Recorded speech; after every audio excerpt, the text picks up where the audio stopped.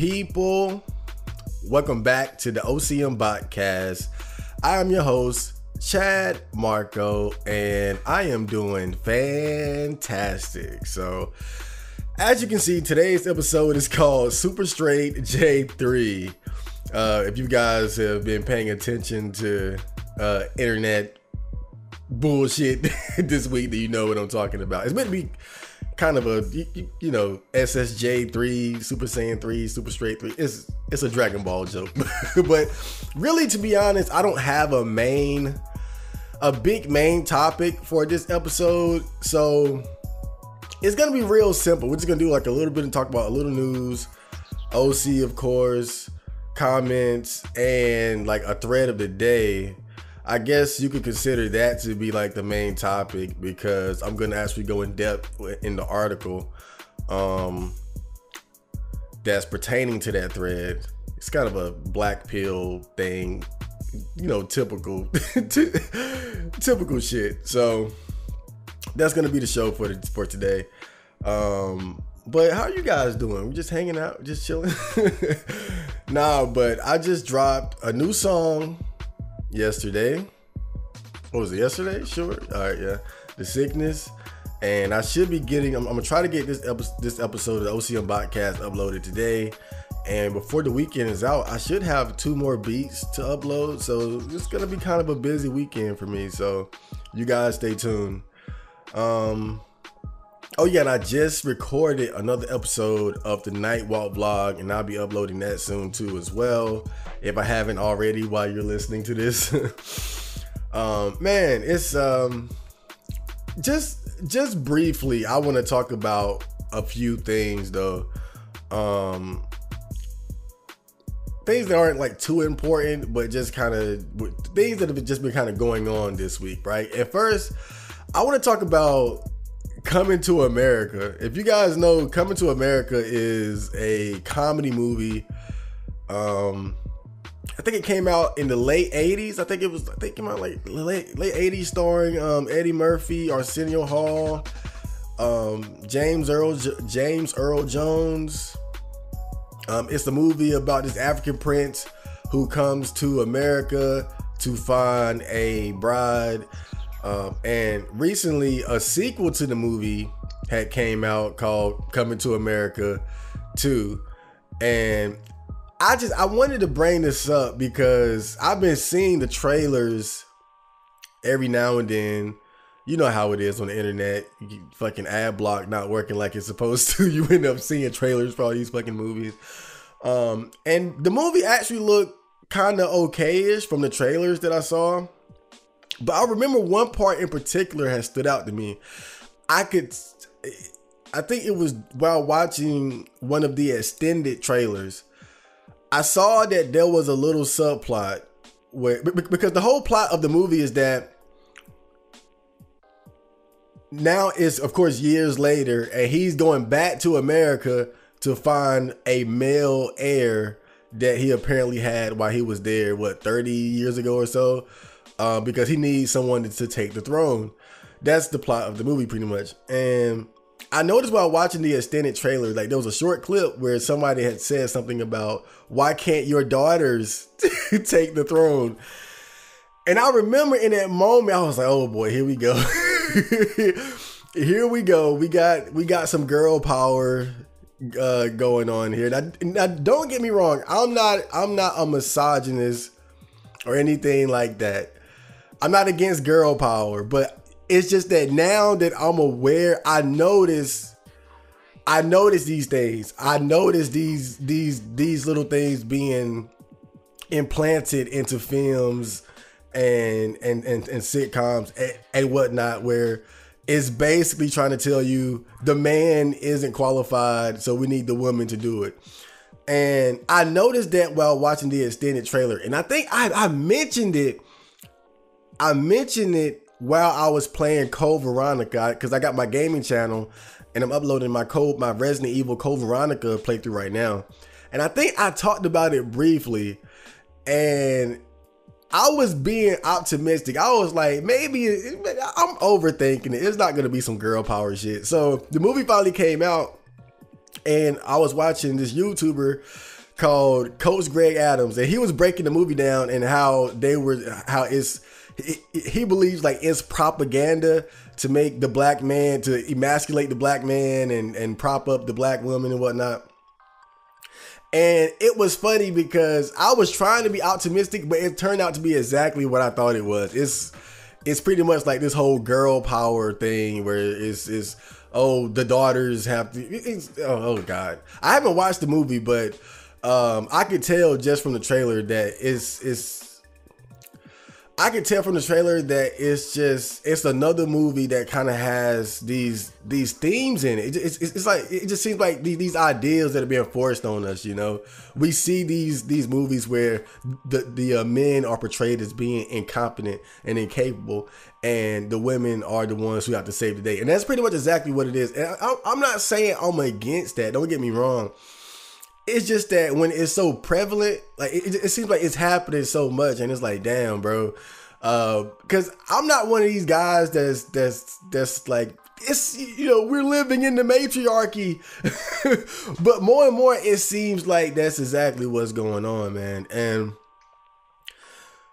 what's funny about the first movie, though, because I have seen the first movie, it's a great movie, it's like a classic, man.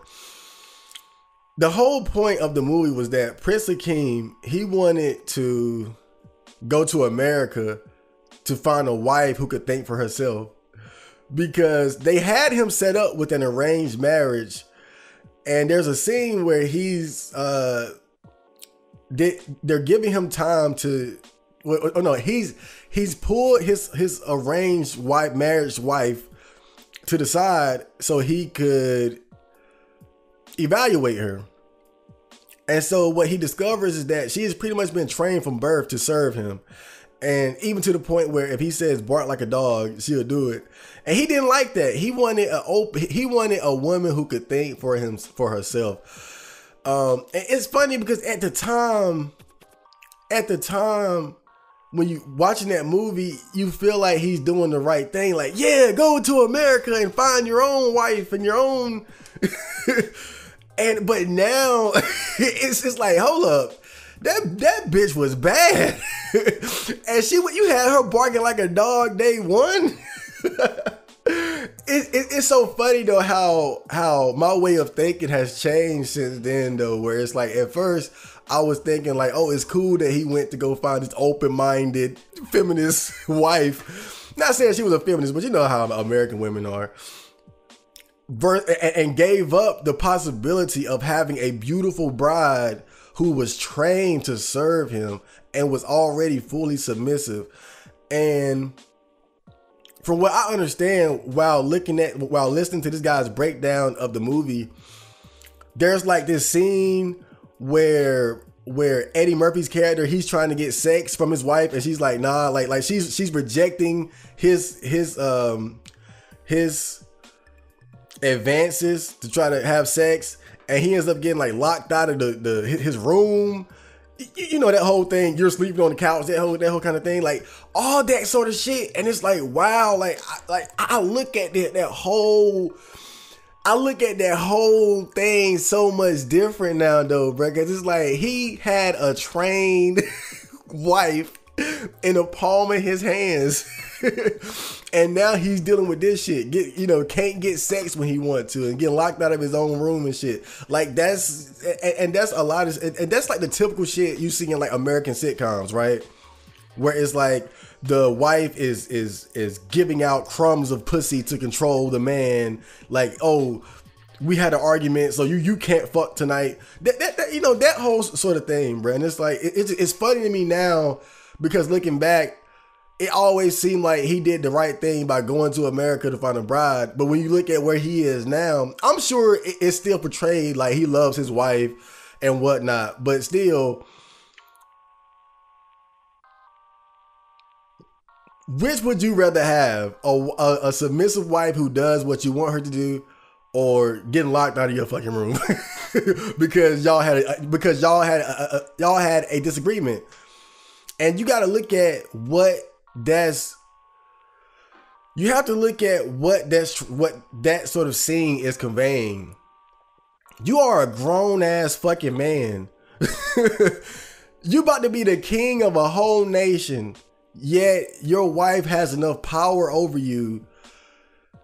Not even the whole sex thing, fuck that, but to even lock you out of your own room, like, oh, you gotta go sleep somewhere else. Like, oh, fuck no, bro. And like I said, that's the type of bullshit brainwashing that we've been subject to growing up. We've all, I mean, you see stuff like that in all kinds of media, sitcoms, movies, where it's the wife who's wearing the pants in the family. The man is portrayed as being incompetent and goofy and shit, and the wife is the glue kind of holding everything together. And if she doesn't get her way, she's going to deny him sex or other things, and then he's going to. That's what we see, and I feel like we've been kind of programmed to think stuff like that is like normal and good. And it's like, now my way of thinking is totally different. Like, if I was to ever be in a relationship, I would definitely want to have the power in the relationship. You're not about to lock me out of no goddamn. I swear to God. Oh God. I had to talk about that because that shit was so interesting to me, man. But I'm gonna definitely check out the movie, even though from what he said, it's got a lot of just like feminist propaganda in it. It's you know, still a funny movie is a funny movie. And to be honest, I think at this point we're used to all this fucking propaganda being slammed down our throat. I think it's just that now we're used to it. I think now it's just that we're aware of it when we see it. And that's why when I saw the trailer, that part stood out to me. Normally, I would have never thought twice about it, but that one little clip where they showed, what about your daughters taking the throne? That it instantly, my brain caught it, and that's why I had to talk about this shit, because I feel like it's just a sign of not only myself, but men in general becoming more aware of how we are programmed and the propaganda that's kind of put in film and TV shows and whatnot. So I'm gonna still check out the movie because I really want to see Wesley Snipes' character. I bet he's just a fucking. That's why I really want to see it, because that just seems like just having this African warlord character played by a goofy Wesley Snipes. I gotta see that shit. But I gotta talk about that shit, man. So without further ado, let's really get into the show. So first we got the news. So the first thing I wanted to talk about is the vaccine wars. Oh yeah, COVID-19 is not over just yet, baby. So we all know that ever since last year, we've been dealing with this pandemic. Hello, excuse me. We've been dealing with the pandemic, COVID-19. There have been quarantines, social distancing, drama over the mask. I don't want to wear a mask. We all should wear masks, yada, yada, yada. And now we're at the point where we finally have various vaccines are out. But, you know, which should be good news, but also from what I hear, the virus is mutating and fucking evolving into perfect cell or some shit. So we got the good and the bad coming at us at the same time. But the interesting thing about this situation is that there's sort of a divide between people who want to take the vaccine and those who don't, particularly blacks. And this goes back to just how generally we tend to not trust the government, and with good reason. with good reason. I mean, you look at situations like how, like, there's evidence that the CIA like trafficked and planted like cocaine and brought crack cocaine to like black neighborhoods and shit like that. And also it's something called the Tuskegee study of untreated syphilis in the Negro male. And I quote, was an ethically unjustified study conducted between 1932 and 1972 by the United States Public Health Service and the Centers for Disease Control and Prevention. The purpose of this study was to observe the natural history of untreated syphilis. And this is documented real shit that happened. So anyone saying that, you know, we don't have just cause to not just trust and, oh, take this shot, everybody, you're a fucking fool. But just to talk a little bit about the vaccines and its current state, it's just the information I got off the internet. As far as like, this is pertaining to the side effects. In clinical trials, reactogenicity, I don't know that word, I'll be honest, symptoms, side effects that happen within 7 days of getting vaccinated were common, but were mostly mild to moderate. Side effects include fever, chills, tiredness, and headache throughout the body were more common after the second dose of the vaccine. Most side effects were mild to moderate. However, a small number of people had severe side effects that affected their ability to do daily activities. Over 50 million doses administered so far. And so my mom actually got the vaccine. And when she got it, she said, because she had caught COVID, maybe like, when did she catch it? Maybe it was around like August. I think she caught it sometime around August last year. And she didn't, from what I understand, she didn't have serious complications from it. I think she said like she had like fatigue, but nothing serious. She got over it like that. But she went ahead and took the vaccine. And the only thing she complained of was severe arm pain. She said like she had like a stabbing feeling in her arm after she had taken the vaccine, and she slept all day. But after that, she said she was fine. Now, me personally, I won't be taking it as of yet.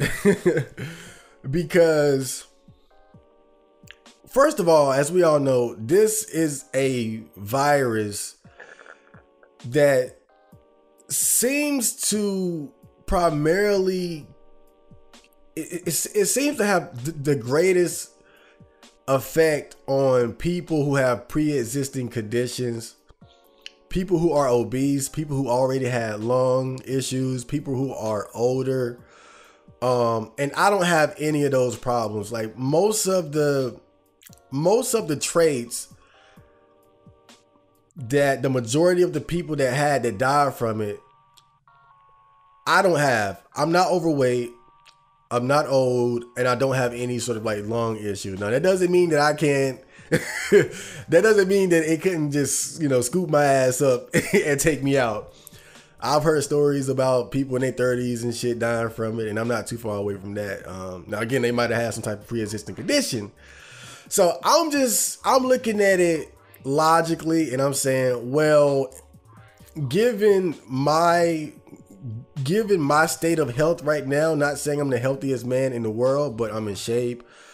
I don't have, as far as I know, I don't have any lung issues, anything like that. In fact, I run regularly, so my lung capacity, my lung health should be at least decent. I do smoke a little weed, but even then I smoke like papers. I don't smoke the blunts. I don't smoke a lot. I'm not obese. I'm not old. So it's like, given my situation, I'm not, as far as I understand, I'm not in the at-risk group. Someone like me, if I catch it, if I haven't caught it already, statistically speaking, I should be fine. So I'm gonna hedge my bets on just taking the precautions that I've already taken.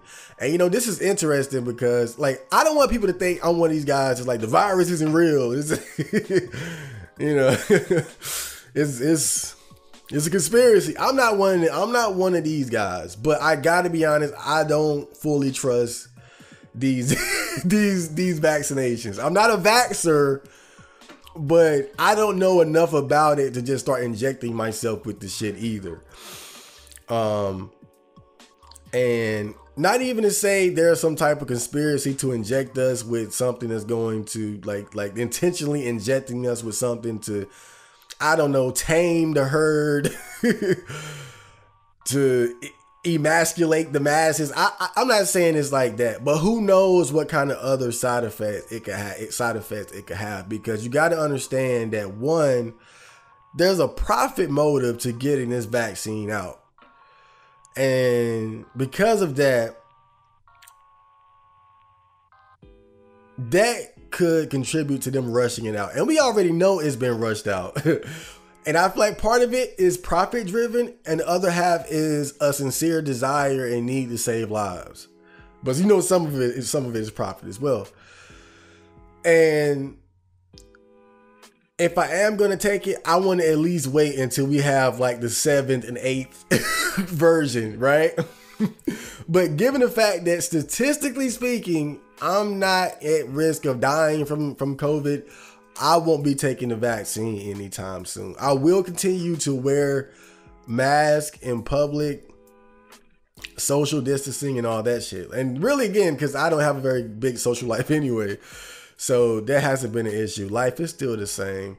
So I'm not taking it, but you know, it's kind of caused a divide. And another interesting thing about it is that it's so many people who don't trust it. You guys notice how like there's been this you notice how they've made a concentrated effort to show people, celebrities and politicians getting vaccinated. Like, hey, look at me, I'm getting the shot.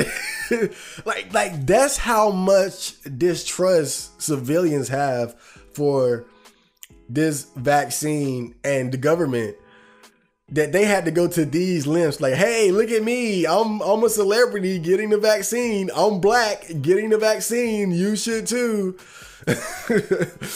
And I was looking at an article about LeBron James. I think a reporter had asked him, you know, the basketball player, a reporter had asked him if he was going to take the vaccine, and he didn't confirm whether or not he would. He basically said that it's a private matter that he's going to discuss with his family.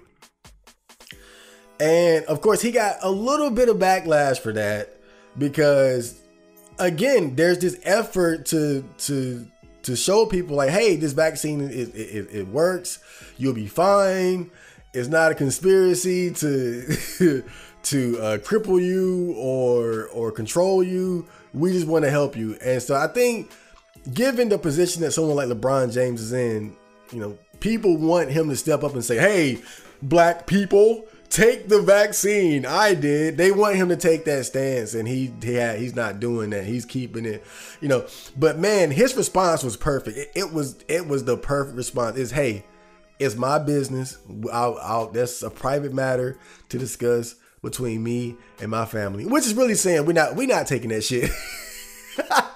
We're not taking that shit. Nah, but seriously, I don't know. Maybe they are. But just the fact that he said that, it kind of made, you know how it is. When you get asked a question like that and you respond with, it's my business, most people are just going to assume, okay, he ain't taking it. He ain't taking that damn vaccine. But who knows? I don't really care. But it's just an interesting thing to me. Because it even started back with even the virus itself. It was like some people believe, hey, we need to follow all the guidelines and social distance and do this and do that, wear the mask. And you have the people on the other side of the fence saying, no, I can't shut down my business, my livelihood, and I'm not social distancing. I'm going to a party. Oh wait, I'm dead. You know, forcing us, mask mandates are against freedom of whatever the fuck.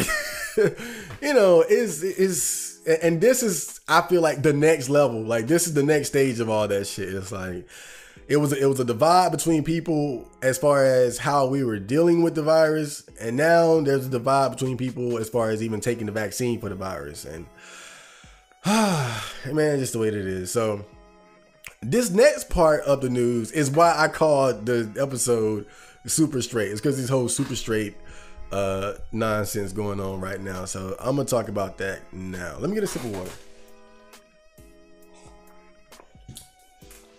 Woo-wee.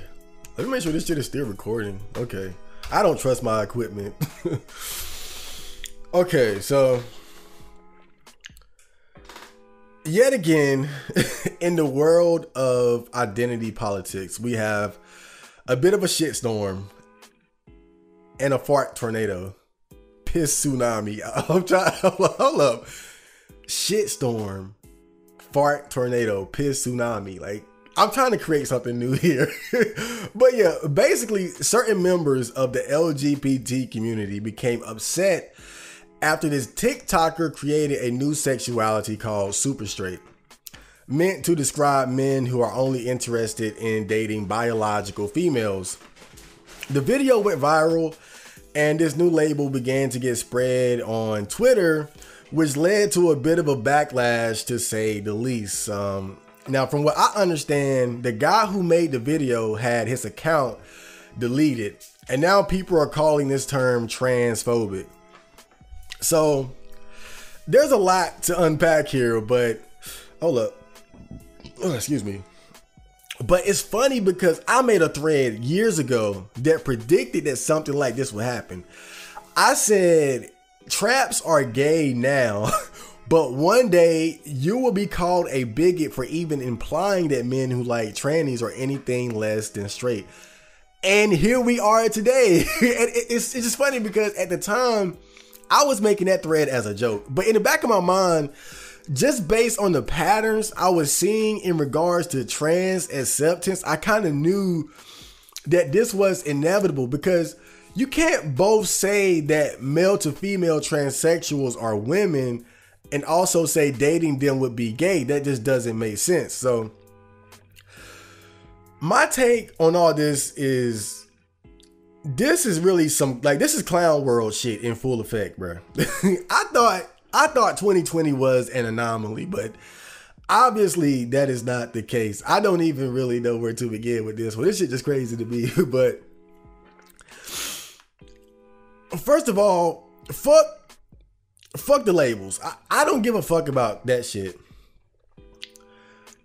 To me, it seems like arguing over what's gay or not distracts from what's actually important. Regardless of what your sexuality is, you're not obligated to have sex with anyone. Whatever your preferences are as far as who you want to have sex with or not, that's your choice. For anyone to try to label you as a bigot or transphobic just because you don't want to have sex with a tranny is absolutely ridiculous to me. And what's so disturbing to me about this is that what they are doing is trying to control what your preferences are. If you don't want to date insert group for whatever reason, they try to label you something negative. And if it sticks, you get canceled and receive all kinds of backlash and shaming. Just for example, right? Let's say you got a white woman, right? Let's say a white woman says, I love black guys. I just love black men. I only want to date black guys. That's okay. A white woman saying something like that, she's not going to get canceled. It's not going to be a bunch of backlash. Now she's going to have, the white men are going to secretly call her a coal burner. They're going to talk shit about her, but mainstream society is going to embrace her preferences because her preferences are in line with the promotion of interracial relationships. So they're going to embrace that. Oh, a white woman who only wants to date black men. Oh, she's so progressive. But if you have a white woman who says, I only want to date white men, that's a problem. Now she's racist. She's a bigot. You see, and that's the problem that I see with this whole cancel culture thing, is that if your ideas and your preferences don't match what they want them to be, then you get backlash, you get shamed, you get canceled. And like, look, I get it, right? In regards to male to female transsexuals or female to male transsexuals, you have the mind, soul, spirit of a woman, like whatever. I can accept that. Like, I won't argue that. I don't give a fuck. But the reality is you have the body of a man, a very feminine, attractive man, but a man nonetheless, no amount of surgery, hormone replacement therapy, or makeup will change that. You have the physical body of a man. And if you can't understand why someone who is primarily attracted to biological females who are born with the body of a female would not be interested in dating you, to me, that just shows a great lack of empathy and self-awareness on their part. Because, again, reality, if when you die and all they find is bones based off of your bone structure, they're going to say, oh, wait, this was a man. If they don't know anything else about you, just based on bone structure alone, they're going to say, oh, this is a man. You have to understand that a biological female, she is feminine down to the marrow in her bones. There is a difference. And we have to acknowledge that. I understand that they have this condition. Look, God, I get it, right? I get it. But we have to acknowledge reality. We cannot ignore the facts just because it hurts people's feelings. We can't. And we have to acknowledge just the simple fact that look, you are a woman now. Okay, whatever. In fact, let's fuck all that bullshit. I don't give a fuck about woman, man. Fuck that. I don't care. There is a difference between you and them. And that has to be acknowledged. If you want to be called a woman or female, I don't give a fuck, bro. But we need a new term to draw a line, because there is a difference. There is a difference. And we're seeing this, the perfect example of this with sports. When you have these male to female transsexuals participating in sports alongside biological or cis females, and they're just dominating. Why? Because they have the physical body of a man.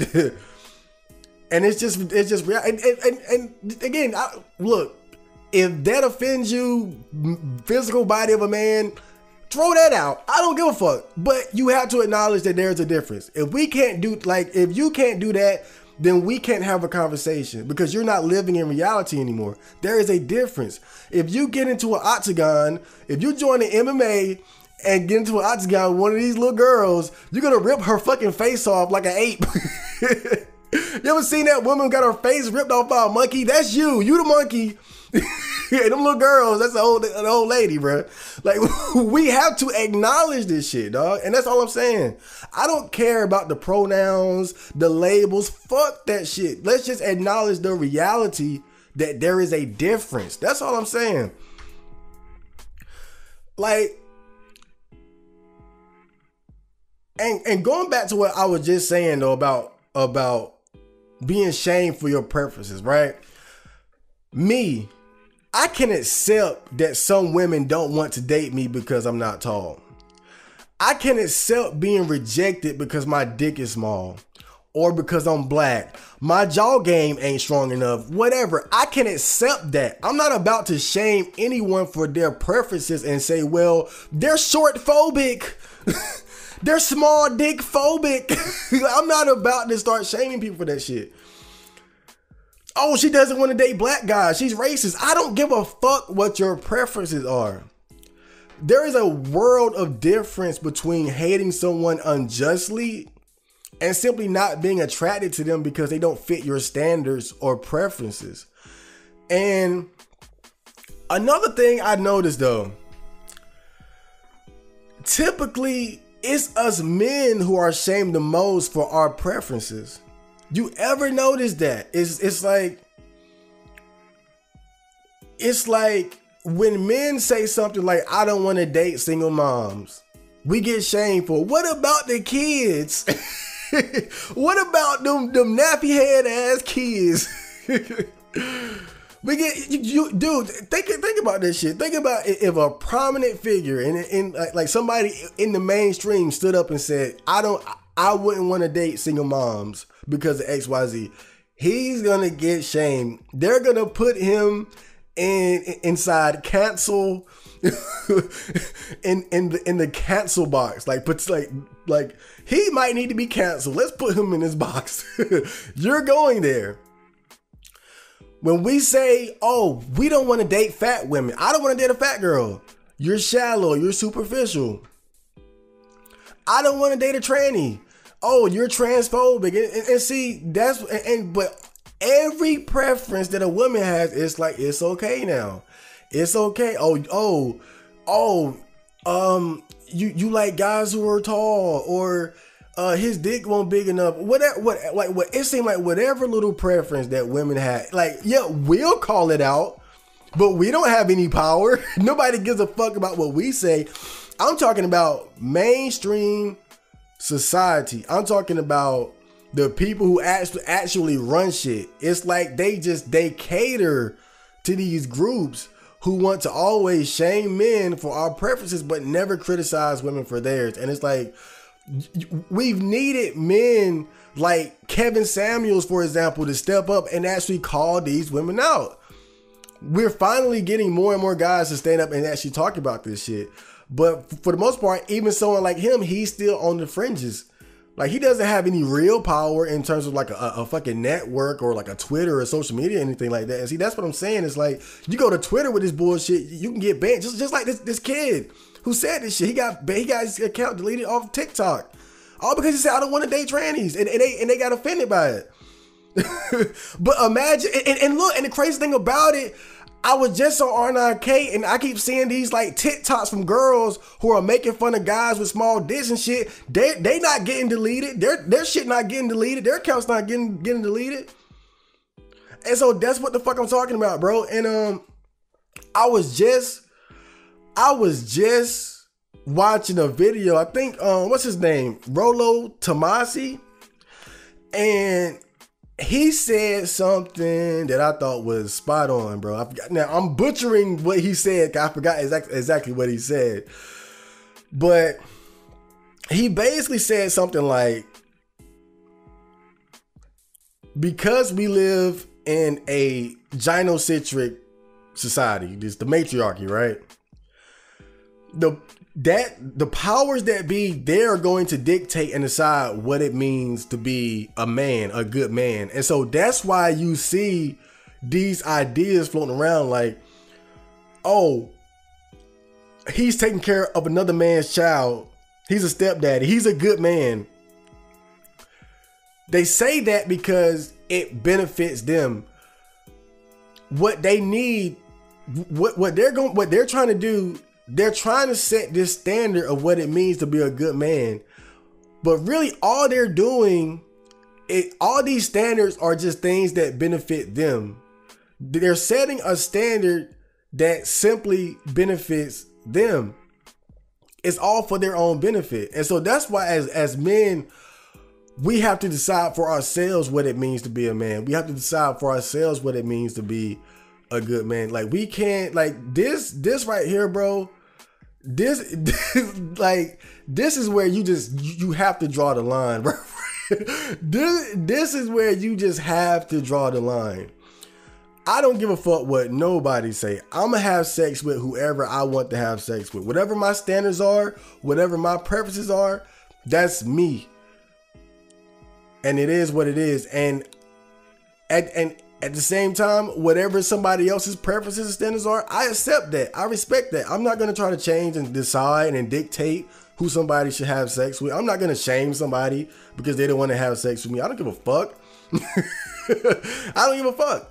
And so my whole point on this, bro, is just that you cannot let this shaming shit get to you. Whatever your standards are, whatever your preferences are, and I'm talking to everybody, man, woman, trans, whatever your standards are, whatever your preferences are, that's you.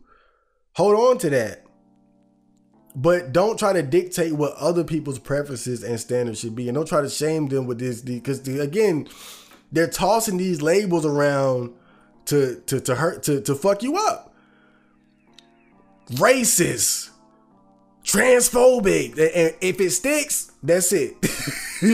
That's it. Like you're gonna go through it, and I hate seeing shit like this, bro. And again, nothing but I respect and accept trannies. I don't give a fuck. Shit, that's some of my favorite porn. I don't want to fuck one, but still, when it comes down to who people choose to have sex with, that's their choice. Period. Like, and that's just what it is, bro. So that's my rant on that. Next, we're gonna get into, oh God. See, this got me worked up, but the next the next shit is really gonna get me worked up. So this next part is an article written by a German biologist, basically confirming the black pill, but it's interesting because it's from a more scientific perspective, and she's a female, so it's cool seeing a woman kind of admit to this stuff that we've already been talking about.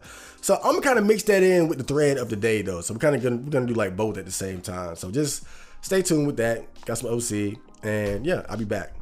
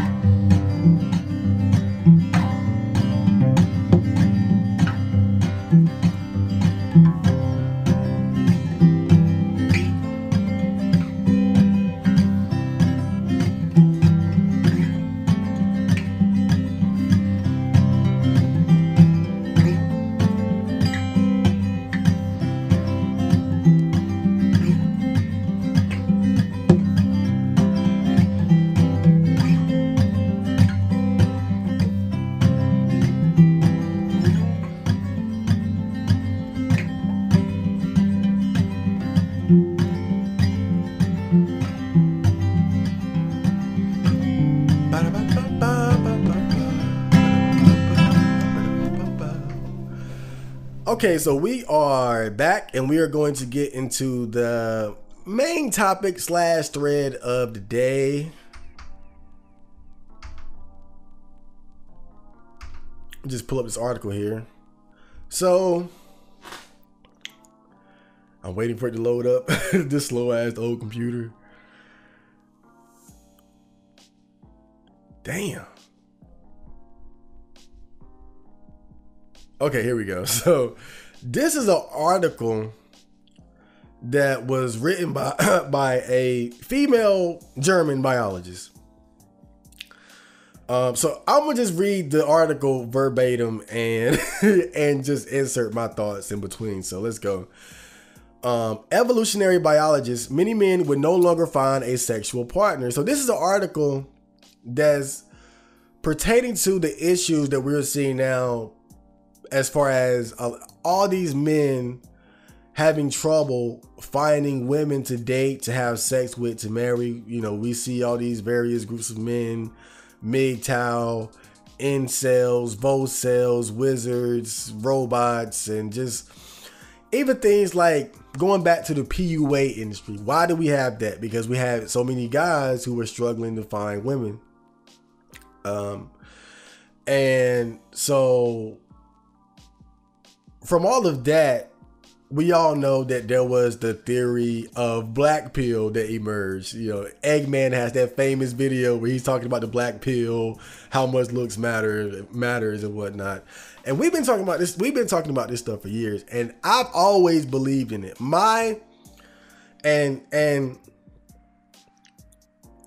And it's simply because when you look at the state of dating right now, when you look at you see these guys, these minority of men, these top men in the top 10, maybe 20%, who have way more options than all the other, have way more sexual options than all the other guys. You see these celebrities, these rappers, they go through women like grapes. While even average men have to go through, it can be a big challenge for even average men to get one girl. But then we all have seen, whether it's celebrities or even guys in our own community who they had that it factor where they were able to just get way more girls than the other guys. And part of it was because of just their looks, the way they look, being tall and handsome, having a big dick, low body fat percentage, stuff like that. Sometimes it's because of their behavior. Sometimes it's because of the amount of money that they have. But we all began to realize that there were this small group of men who just had a much easier time getting women and had way greater amount of options of women than the average man, and certainly more than the below average man. And so that's kind of where black pill theories sort of emerged. And I've always believed in this because it's pretty obvious. Like when you look at the state of dating for human beings right now, you can see the parallels with other species that we would call a tournament species. And that's why I always say we're just as much of a tournament species as they are. And the state of the world now, as far as like dating and sex, is proving that. And if you don't know, a tournament species is basically just a species where a minority of the guys reproduce with the majority of the females. That's in a nutshell, that's a tournament species. It's the men competing for access for the women, and only a minority of men will get a significant access to the majority of the females or men. You wouldn't call a male deer a men. So yeah, so let me phrase that better. The males, a minority of the males have the majority of the access to the females. That's a tournament species in basic terms. So let's continue with this article. So male civilization contradicts nature. That is the thesis of the biologist Meek Stoverock. I'm pretty sure I'm saying her name wrong. We're going to go with Meek Stoverock though. She has written a book on the evolutionary principle of female choice, according to which females control access to sex. What does this mean for the future relationship between men and women? And I really appreciate it that it's coming from a female, because a lot of times when people hear this kind of stuff from red pillars on YouTube, MGTOWs, they say, oh, these guys are bitter. They don't know what they're talking about. They're crazy, these echo chambers. And now we're hearing it straight from the horse's mouth. In the animal kingdom, women choose whether crane, giant kangaroo, or bird of paradise. The males of almost all species make an effort to get the females to mate. Meek Stoverock, who holds a doctorate in biology, describes it as follows. Attractive males with horns, antlers, decorative feathers, or bright colors make a huge blow. They sing, give, build, threaten, collect, dance, and imitate voices that make the poor females dizzy with eroticism. Usually, the males have tons of sperm cells with which they want to mate the females. For the females, however, reproduction is much more complex. Their eggs are precious and brood care is exhausting. This is why they are picky. They determine which males can mate.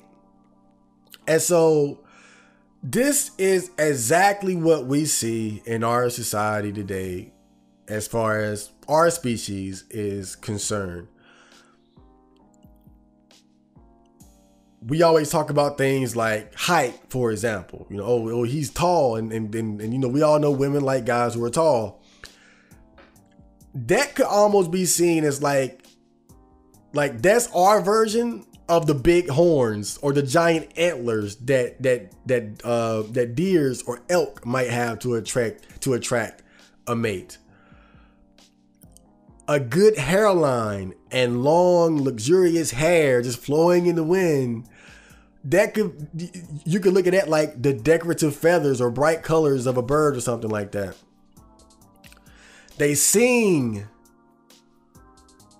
Rappers, singers, creators, they give, build, beta providers, just providing in general, dating, giving gifts, giving money. They threaten, intimidation, thug energy. We all know women love bad boys, aggressiveness, collect, dance, imitate voice. See, all of these are traits that are attractive to women. And it's just funny because most of these things you can find the human version of that, right? And so again, our way of mating is very similar to a lot of other animals. And she also talked about, again, just the difference in our reproduction. How we can just shoot sperm all day. I shot twice a couple hours ago. Took a long now. I should have been recording this shit. But of course, women, they can't just go around spreading seed or spreading eggs.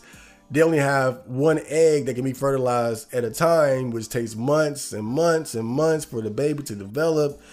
And at best, they might get two if it's a twin situation or something like that. Anything more than that is extremely rare. So yeah, women are the pickier sex. And again, we see that with all the different standards that women have now. I mean, I remember reading this story where this guy said that he met a girl online and they decided to voice chat. And so they got on the mic together and she was being quiet. He was like, why isn't she saying anything? So he's, hello. He started talking. And she said, okay.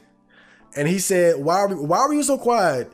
And she said, I wanted to see if your voice was deep enough. If it wasn't, I was going to ghost you.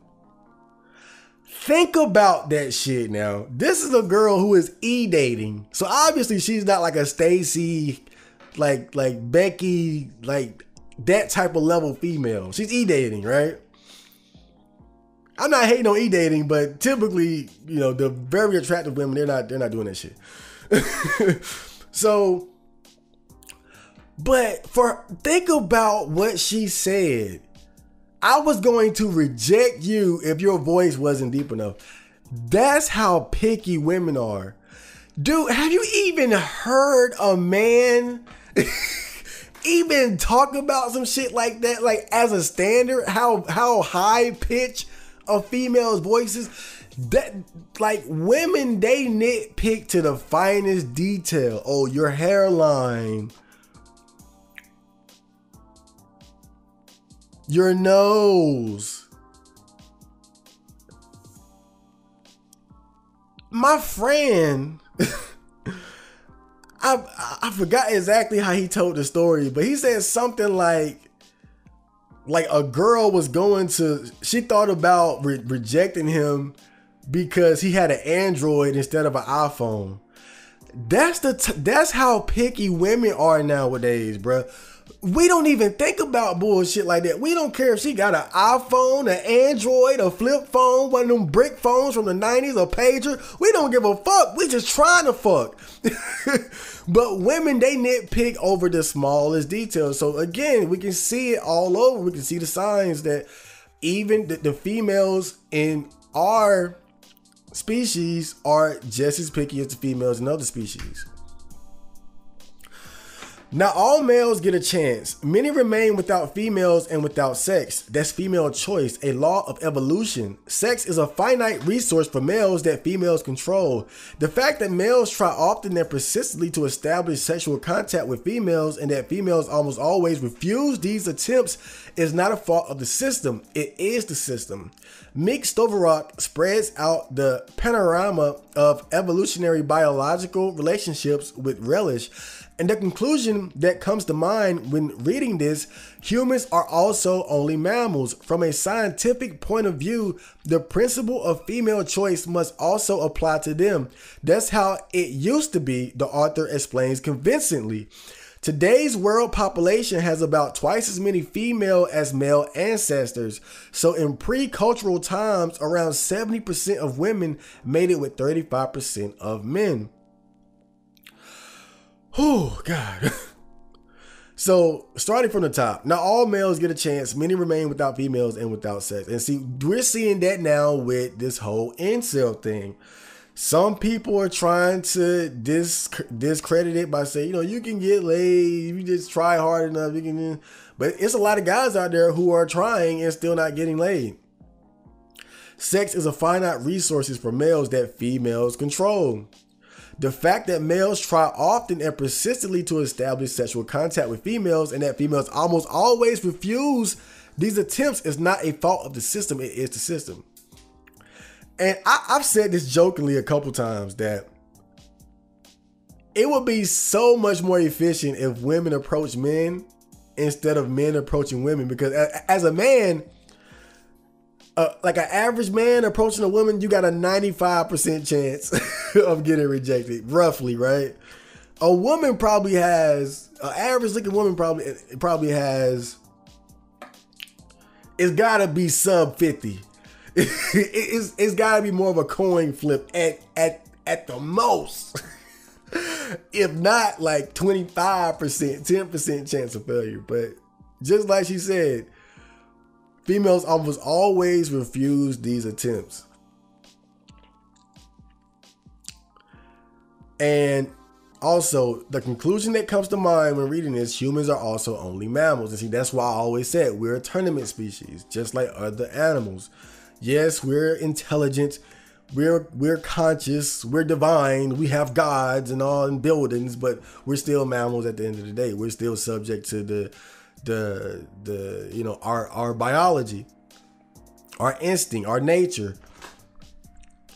And she says today's world population has about twice as many female as male ancestors. So in pre-cultural times, around 70% of women mated with 35% of men. And this is a statistic that we have always thrown around, that we've always known about. Marriage prevents male sexual competition. So what happened that we live in a male civilization today? In a nutshell, Mixed O'Rourke explains it as follows. Around 10,000 years ago, people settled in agriculture, and women disappeared into private homes where they looked after the children. From then on, men decided on the distribution of women. They invented marriage to contain male sexual competition and to secure access to sex. And see, this is another aspect of this that we've been talking about. And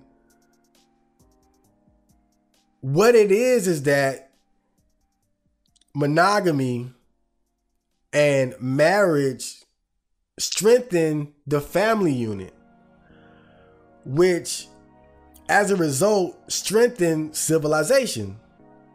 When you have strong family units, you have better offspring raised by two-parent households. Not only that, you have less infighting amongst the males over competing over the females, because the cultural norm is one male and one female to each other. One female for every male. Now, of course, it's never been perfectly that. We all know that. But as long as it's working to a certain extent, you can sort of pacify the beta males, the lesser men, the men who would otherwise not be able to reproduce and have families, and who would otherwise not be willing to contribute.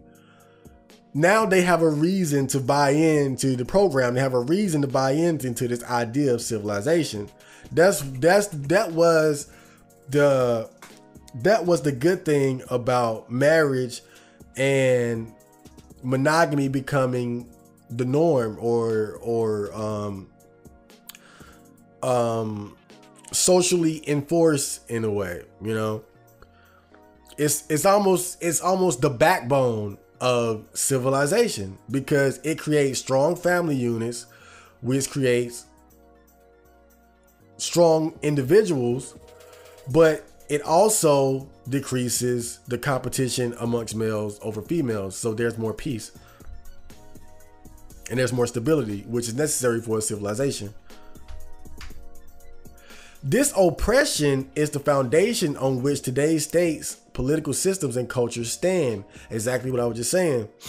That is a radical thesis, and Meek Stoverock advocates nothing less than a new world order. However, as a connoisseur of evolutionary history, she does not think in terms of years and decades, but rather in terms of generations and centuries, and she does not want a return to female choice in its purest form because, as she writes, peaceful coexistence and high sexual competition are mutually exclusive. So I'm gonna stop right there. Now, that last part speaks volumes, and I'm amazed that she even brought that up. I'm surprised at how objective she is about this. Well, at least like 95%. But man, peaceful coexistence and high sexual competition are mutually exclusive, and that's exactly what it is. And see, just for example, right? I hate to say the black community because we're not the only communities that this happens to, but I think we're the perfect example just because of the high rates of single mothers, the absurd rates of single mothers.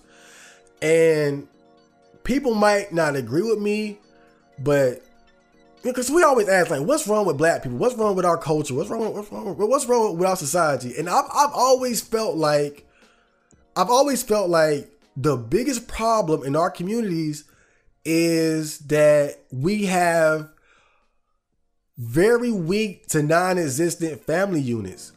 It's way too many single parent households. There are way too many households without a strong, masculine, capable man to lead and help raise the children. I feel like that's the biggest problem in our culture, in our communities.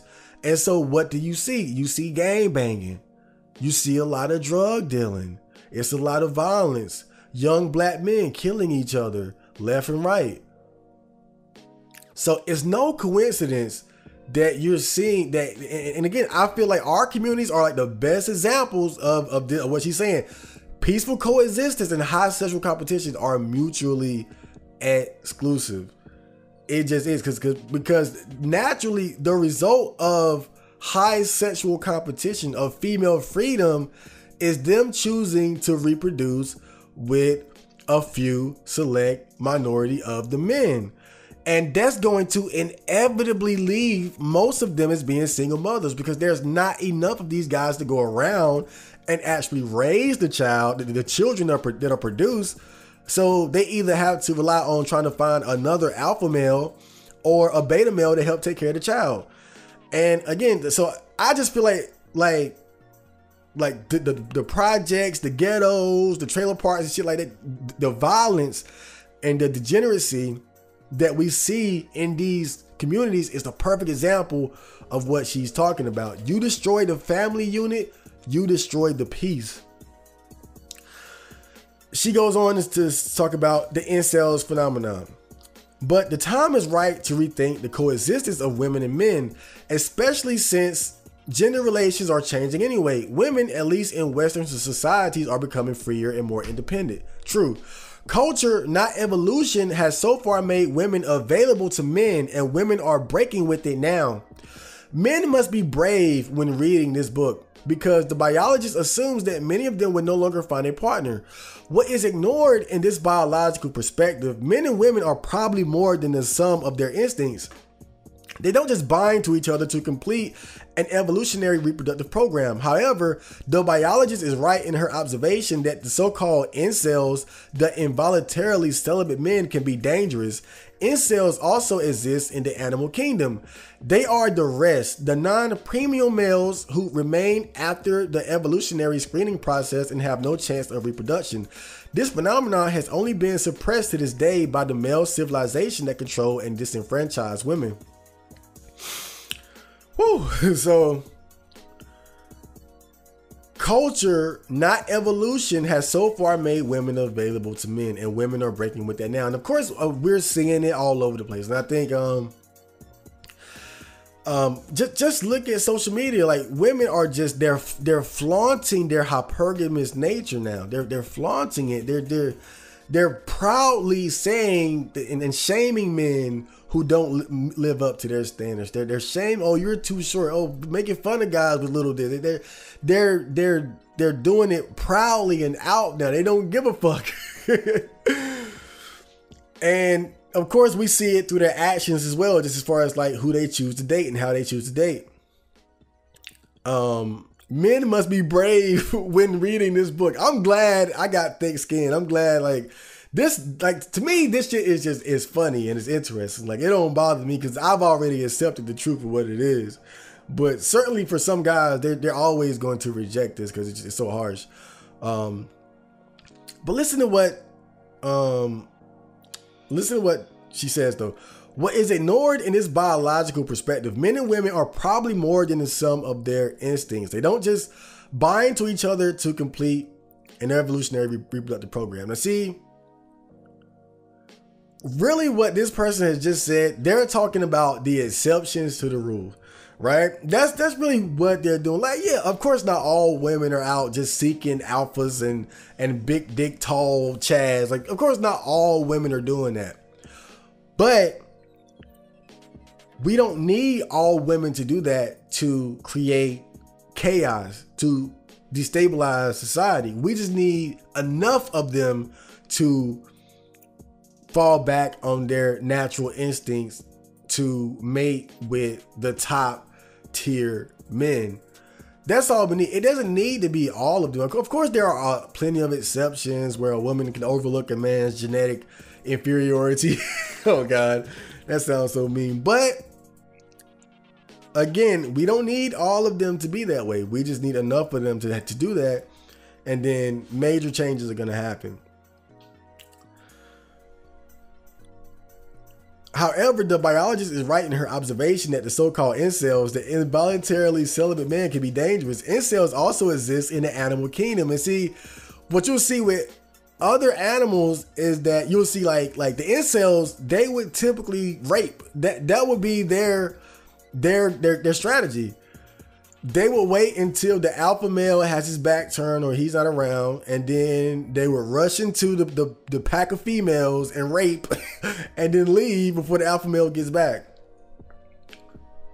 But the interesting thing about incels, and as we know them, we don't see a lot of like sex crimes. Like when you see these incels going postal and shit, they either kill themselves or they just start killing people. I haven't heard of any like incels raping anybody or anything like that. Now, Meek Stoverock makes suggestions as to what the coexistence of men and women could look like in a post-male civilization, a world order in which women tend to choose several alpha men in the course of their lives, but in which not every pot has a lid. She reckons with the institution of marriage, in which she sees an instrument of the oppression of women, and calls for a departure from the romantic notion that men and women can be happy in lifelong monogamy. Men who can no longer find women in this new world order should be cared for in other ways. Stoverock thinks about sex assistance and the role of prostitution. She describes pornography as a possible socially acceptable support for men. That's my cope. Men who never or only very rarely find sex partners must be given ethical and socially acceptable ways of meeting their sexual needs.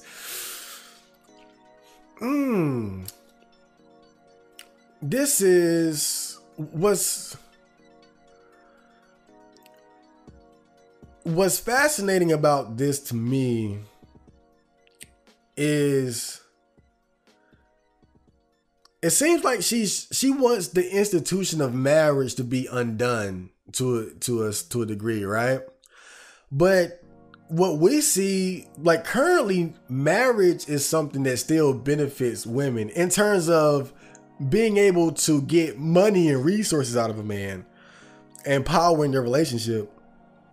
So this is kind of where I disagree with her a little bit. Because I do think marriage now does benefit women, even if you're a woman who wants to just ride the cock carousel and fuck alpha men. You can take 2 or 3 years away from that, marry a beta male and divorce rape him, and get alimony. You can get child support if you have a kid by him, and if you can have children by the alpha male, by some alpha male, and then have a beta male help you take care of them. So I still see marriage as something that benefits women today primarily, but I think what she's suggesting is that we just cut all the bullshit. I think that's really what she's saying. She's saying, no, fuck the let's not even pretend. Let's not even play pretend with these beta males anymore. And I think she might actually be ahead of the curve, because when you look at the emergence of these groups, like the red pill, black pill, MGTOW, Volsa, all these groups that are aware of this and are now saying, you know, I'm not getting married, I'm not having kids, I'm not doing this, I'm not doing that, I'm not letting a woman have power over me. She might be thinking ahead she might already be like 3 steps ahead, because if enough beta males wake up and realize, oh, I'm just being taken advantage of, I shouldn't get married, I shouldn't raise another man's kids, then what benefit marriage does provide to women will be null and void, because men just won't get married and put themselves at a disadvantage. So I think what she's suggesting is that let's cut the bullshit. Look, we want to fuck alpha males. We don't want to fuck you. But we know that if we don't fuck you, civilization crumbles. So how do we create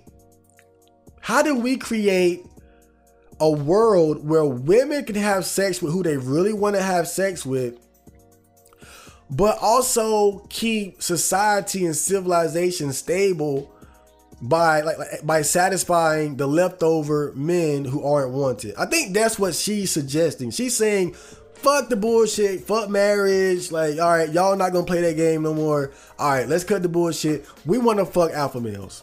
We want tall men with square jaws and big dicks. You're not that. So what do we do? I think that's what she's. I think that's what she's saying.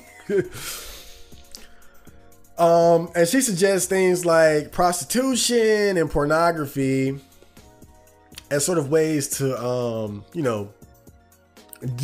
to satisfy the lesser inferior males' sexual cravings. And this really isn't surprising to me, because this is now notice how she didn't say sex bots or companion dolls, as I like to say. Notice how she didn't say that. I'm not gonna reach here, but I think that was intentional, because, and I'm gonna talk about this more on the new episode of the Night Walk, because on that new episode I talk about why I wouldn't buy sex.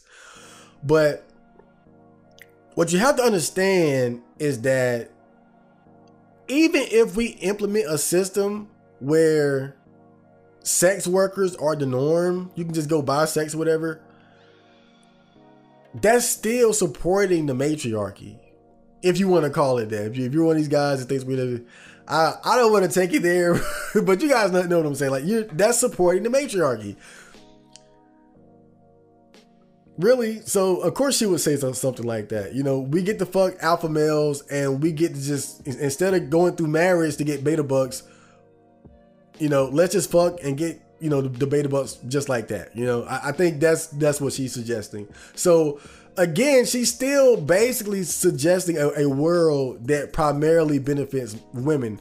Don't think that the availability of sex workers and prostitutes somehow makes things even. It doesn't.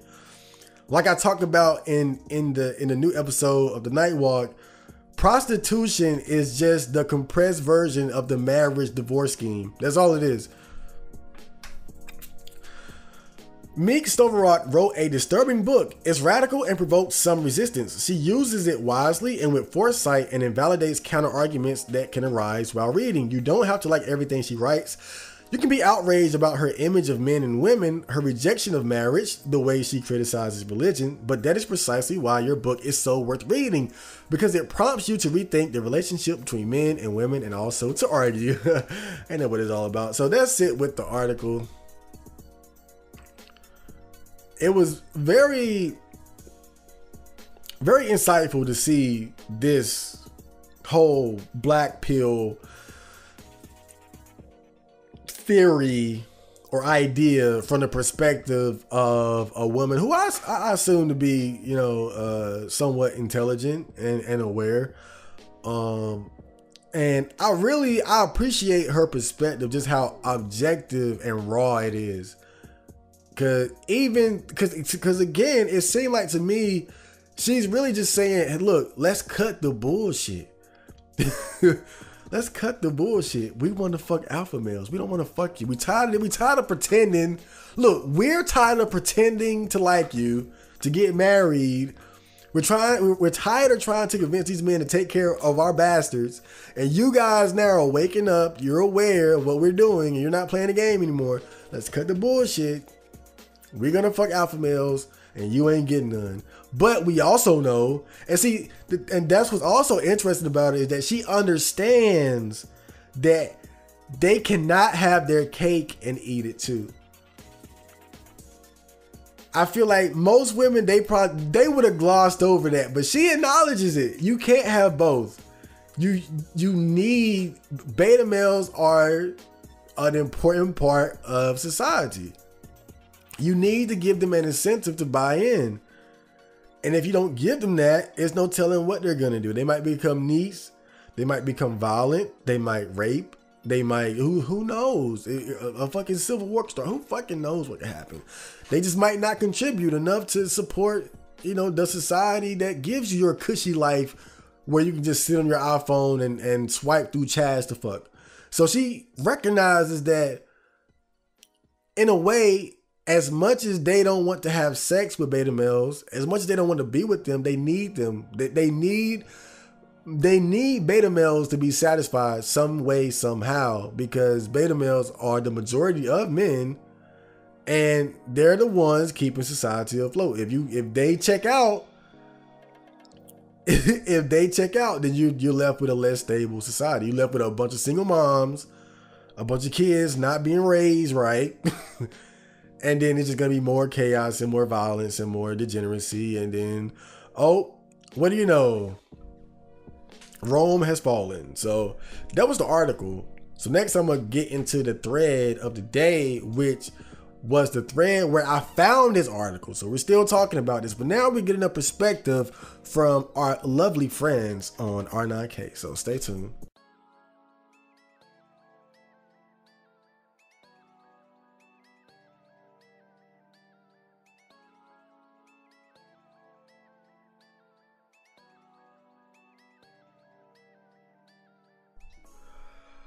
Whew, okay, so we are back.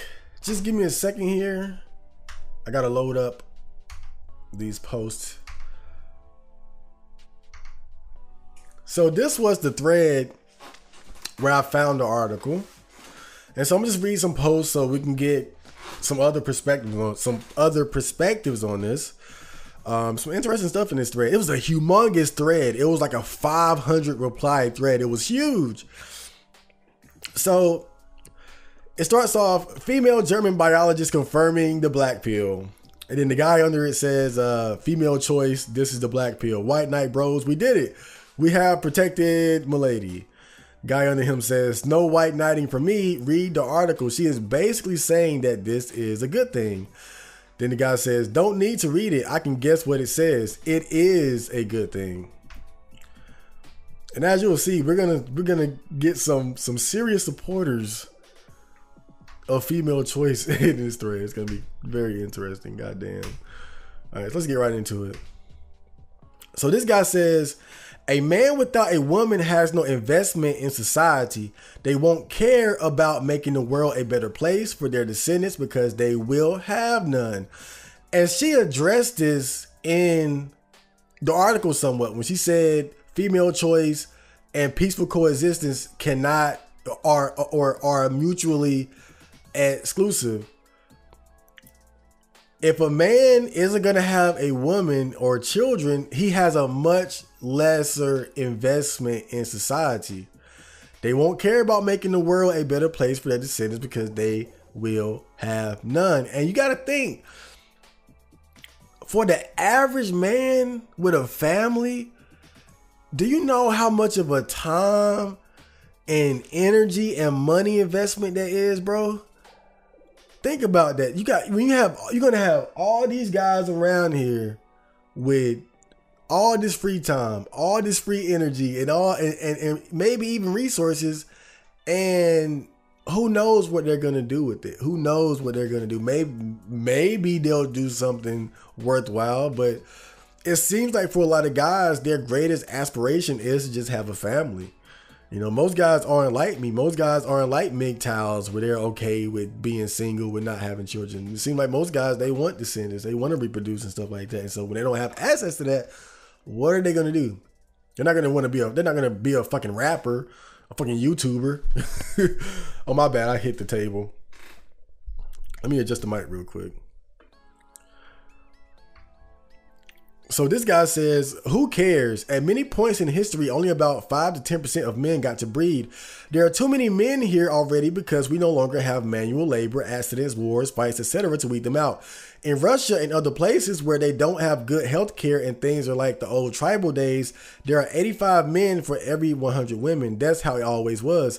Sexual selection and eugenics is base. 80% of men are ugly to average. Marriage and monogamy are retarded organized religion concepts. So obviously this is a person who is in favor of female choice and sexual selection and eugenics.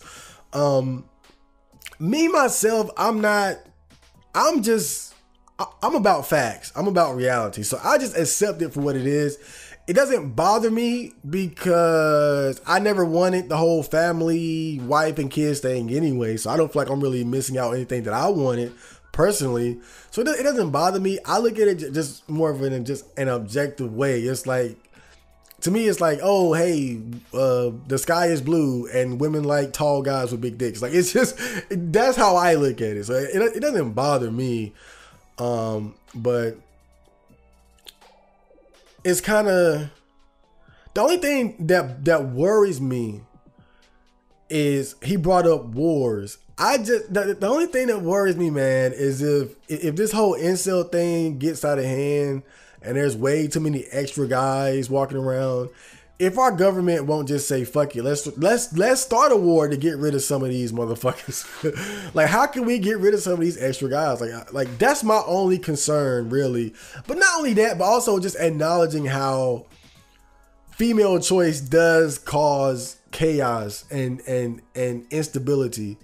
Because an inevitable result of that, when you take away monogamy and marriage, you have single motherhood. When you have single motherhood, you have a lower quality of children being raised. Like the quality of parenting that children receive is much lower. I mean, the statistics don't lie. I mean, people raised by single mothers are more likely to have all kinds of issues as far as like criminality, health issues, mental issues, and whatnot, financially. So that's my concern is how it can destabilize the effect it can have on society, and how it might motivate the powers that be to just start some shit to get rid of the extra guys, you know. But I guess if you're looking at it from a eugenics perspective, and it's like, yeah, you know, we get just more attractive people walking around. But we're going to talk about that more later, because there's kind of a flaw to that argument. Okay, so this guy says, sexual selection is a fallacy to explain things that actually offer a real but non-obvious or counterintuitive advantage. Biologists need to learn economics. Female mate selection is tuned for pregarian life. Am I saying it correctly? I gotta look that word up. I think I vaguely know what it is. Ain't it like the fucking bush people? I don't know. But thus is invalid for civilization. That is why women need to be turned into commodities. And see, again, she had addressed this. Like he said, it's invalid. Female mate selection is tuned for pregarian life. is invalid for civilization. She addressed that when she said, again, peaceful coexistence and female choice are mutually exclusive. Now, again, it's like, I can remember growing up and I bought into a lot of these ideas, right? Like about women being feminists and free to choose and the sexual revolution. I bought into a lot of these ideas. And I'm not saying that I'm against it now, but I think now that I'm older and wiser and more aware, I can see the negative side effect of it now. I can see how it's not just this perfectly good thing. You know, on one hand, I don't want women to be commodities. I don't want them to be fucking items. Fucking restrained and passed around and arranged marriages. I've never been a fan of these concepts. But the reality is that it's a system that strengthens civilizations. It's a system that strengthens societies because it strengthens the family unit by decreasing competition between men, increasing the peace, giving virtually everyone a reason to contribute and buy in to the greater good of the community. And we got to keep it real. The primary motivation for most men is women and children. Everybody ain't fucking Nikola Tesla who just want to sit around playing with light bulbs, fucking test tubes all day. Everybody's not Chad Marco who's just gonna fucking look at fucking hentai and make rap beats in his mom's closet.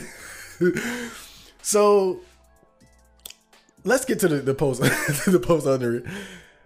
Now this guy is good. I can't tell if he's a troll or if he's being serious, but it's an interesting perspective because I feel like it's like the most extreme perspective in favor of female choice. But oh God, just buckle up. This is a wild one.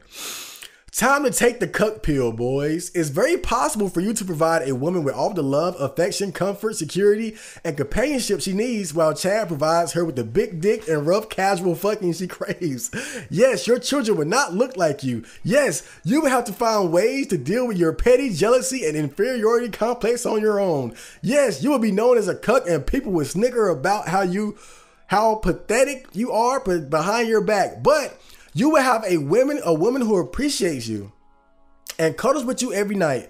As the semen of another man or other men runs out of her cunt onto your bed sheets, don't worry, you can wash them in the morning. It wouldn't have happened if you licked her clean like a good cook, but you'll know for sure next time. Oh God! Now that I reread it, he's definitely trolling. Oh man, but I've seen maybe this is the same dude because I've seen posts like these on R9K, but just not that obviously trolly. And obviously, but there is a serious point to consider here though.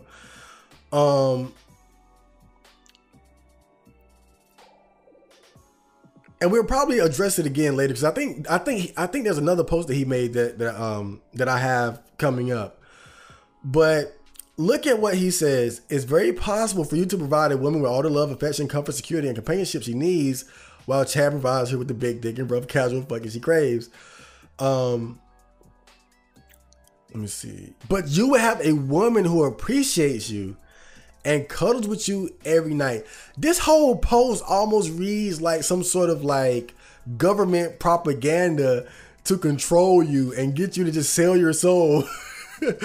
Oh man. But obviously now the sad thing is a lot of guys, they are taking the cuck pill. They are, but they not how he's saying it. I mean, he's saying it in just the most fucking depressing, fucked up way, but a lot of guys are buying into the cuck pill. I know a guy, I don't know him, but I know of him, but basically he's dating the ex of my friend. My friend believes that their child, one of their children, is his. And on top of that, there's another guy who apparently, like, I think she's pregnant now. And there's another guy contacting the husband, telling him, hey, that's my kid. And I guarantee you, this guy, he's not going to do shit. He's going to stay in there. He's going to stay married to that woman. He's going to stay in that relationship. So even though what this guy's saying, it sounds comical. He sounds like a troll, but this is literally how some guys are. Like, they're not saying it like this. It's not this raw and in your face, but they're living that life. They're living that life of raising another man's kid and being cheated on and shit and just accepting it. And we see it even in the porn. We see these amateur couples. Amateur couples, like, especially, I hate to call y'all out, but these white dudes, bruh, these white husbands bringing these black men in to fuck their wives. And then some people say, well, it's just porn. No, nigga. It would be one thing if it was Brazzers and Bang Bros. They do shit like little cut shit like that. But I'm talking about the amateur scene, bro. With these are real married couples and shit. Some of them wearing masks because they don't want to be found out. Like, these are real couples. Like, these dudes literally, like, they living this life. Let me call up some black guys to fuck you the way you really want to be fucked. And I'll just continue to be your beta provider, small dick husband. Like, this is reality, bro. So this guy says, I don't know how that cunt looks like. She ain't great looking. But I want to rape her just so her illusion of female choice gets shattered. Women only have a choice because we play along with them. If we truly want to possess one, we just take her. I'm living in a neighboring country. I'm really thinking of doing that. No one could suspect a random traveler coming in her town just for a night, raping her and going back home. That's fucked up. That's evil. I do not approve it at all. Do not rape people, ladies and gentlemen. Ladies, I'm talking to you too. But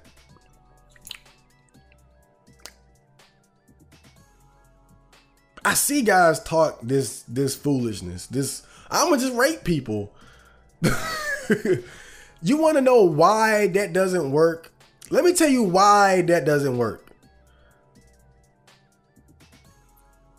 Bob saw Sally. He said, I want to have sex with her, but I'm an inferior male. You know what? I'm gonna rape this bitch. He raped Sally a couple of times. She gives birth. Now he has his Sally, his girl, and his daughter. His daughter grows up. His daughter is Samantha. He loves his daughter. Billy comes around and says, hey, I want to rape Samantha.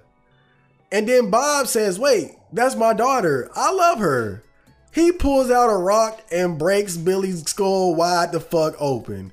And from that day forward, rape was no longer a reliable option for incels. Do you not understand why that shit do not work, bro? Like, people, I've seen people seriously suggest this shit. Like, why? Like, I've seen people say this shit where it's like their counter argument is, well, if female choice and natural selection, if we're basing it on what's natural, rape is natural. Rape does not work because people want to protect their family. That's why rape is not it's different in like a tribe of fucking monkeys where you can just rush in and rape and get out. But in an actual society, now I'm not saying you can't rape. Bitches get raped all the time. I'm saying that it's not something that you're likely to, it's not worth it because it's so improbable that you'll get away with it. Even if you do just rush in and rape a bitch, more than likely you're going to get caught.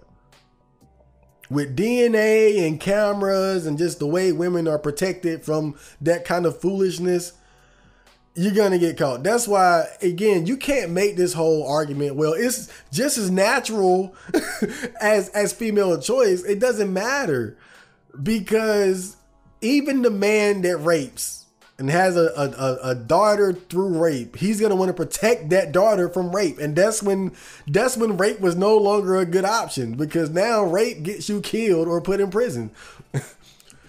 Female choice doesn't get you killed or put in prison. Well, I ain't gonna say it. Kiss you on the neck and slice it, slice. So this guy says, under such a system, incels would not get laid, even under a patriarchy. No father or brother would be willing to give his daughter or sister to an incel. Incels are useless, weak men who have no idea how to lead, provide, protect, or raise a family. If you did get a wife, she would be just about as ugly as you. He also says, beta males literally exist to raise Chaz bastards. Incels are too proud to raise a genetically superior man's kid like they're supposed to, because for thousands of years, religion promised them a virgin wife and let them spread their weak dysgenic beta genes. That's their problem. If you refuse to wife a single mom, then you are a vocel, stand up, and failing society, leading to increased criminality. Beta males always raise Chaz kids. We know since 6,000 years ago, only 1 in 17 men reproduce. So let's look at the first point he made. Incels are useless, weak men who have no idea how to lead, provide, protect, or raise a family.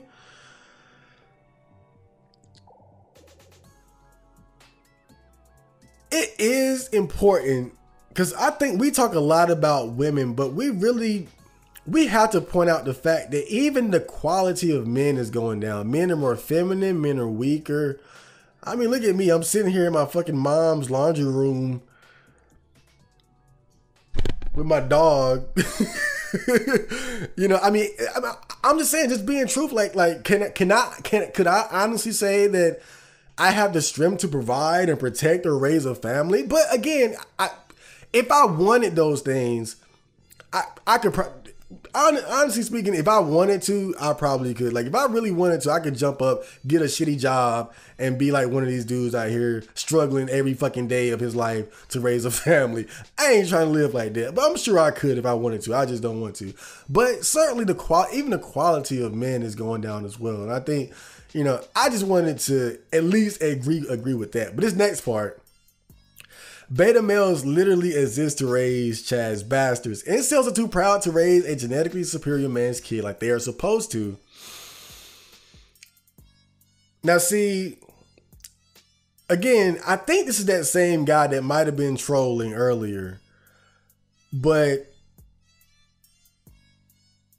to some degree, I feel like some people might actually believe this. I think, like, when you look at how women shame men who say that they don't want to date single moms, how can you say that nobody thinks like this? Like, he again, just like my other point about men being cucks, what he's saying, it sounds like he's trolling. It sounds ridiculous, but when you look at reality, he's actually saying something that people really think. When you look at how people shame men who don't want to date single moms,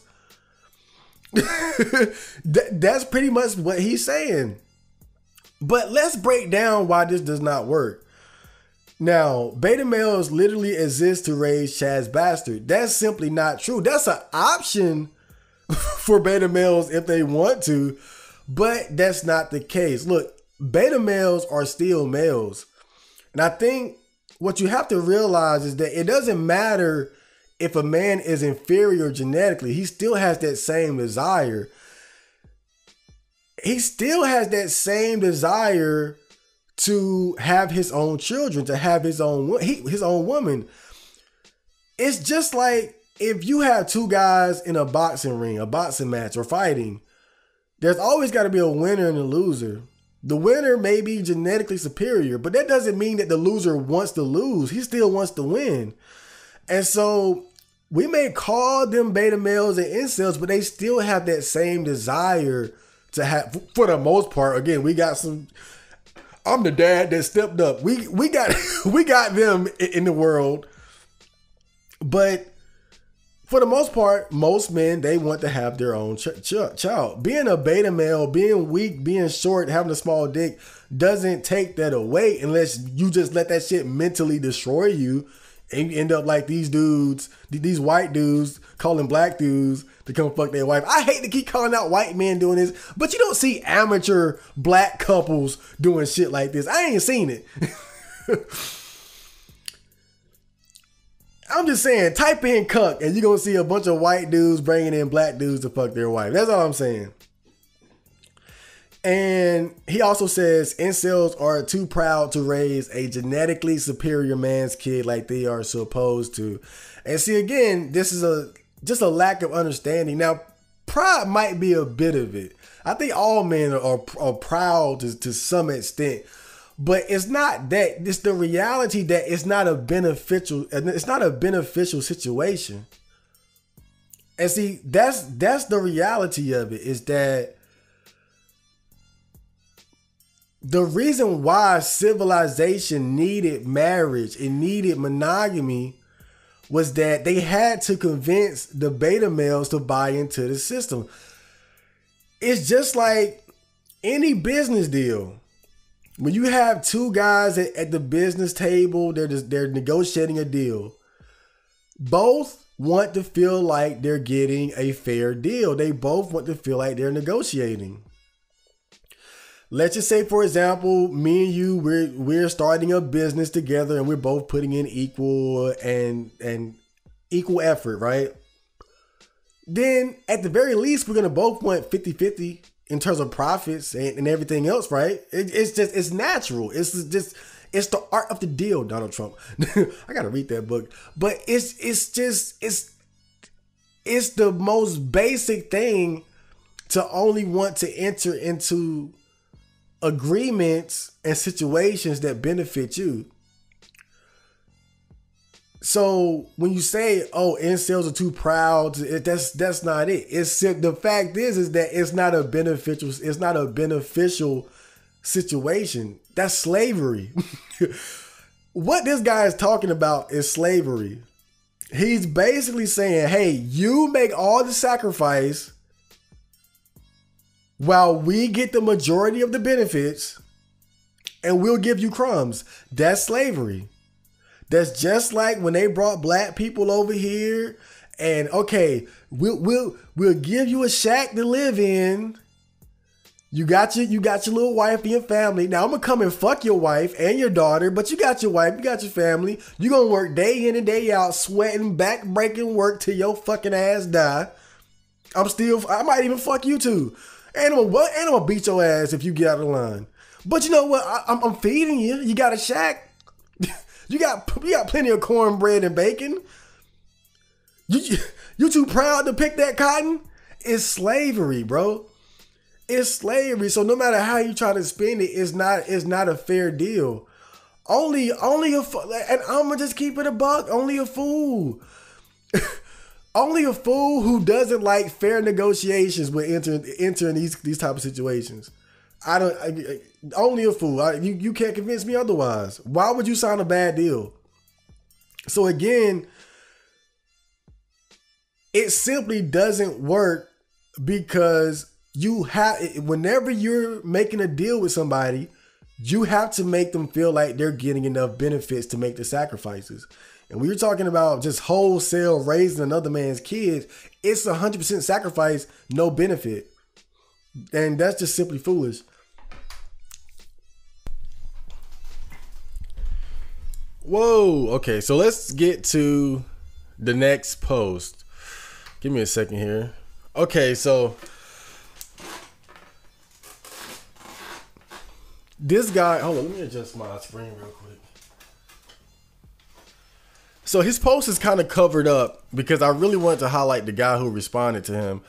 But this guy says he's responding to a guy who's responding to him. I'm sure if you're looking at it, you'll get it. But he says, he's quoting the guy, 80% of men are ugly to average. And then he says, to women, they are not ugly by any genetic metric or objective reality. It is simply female attract. Reminder that the bottom 80% of females carry genes that are as bad as the ones. So his whole point is saying that when you're talking about the genetic quality of offspring, you also have to factor in the females as well. And so the guy responds to him and says, yes, they are, LMAO. If women don't organically find them attractive, that's literally a valid reason to find them genetically shit. Female attraction is completely legit and a mainstay of evolution. The males in every species have to compete to get pussy. The women just sit there and watch and wait for the sexy winner, aka whoever is stronger and more powerful, to come fuck them. Same with stags locking horns just to mate with the female. The female's genes are irrelevant. It's the males who get weeded out. The females exist to get stuffed by the strongest males. Most male animals never get to breed because they are wiped out or defeated by the male competitors. Same applies, or should apply, for humans. So I feel like his first point is basically true. For the most part, as far as women being attracted to traits and genetics that reflect a man's ability to survive, to compete, and whatnot, but not completely. I think I feel like certain traits, like intelligence.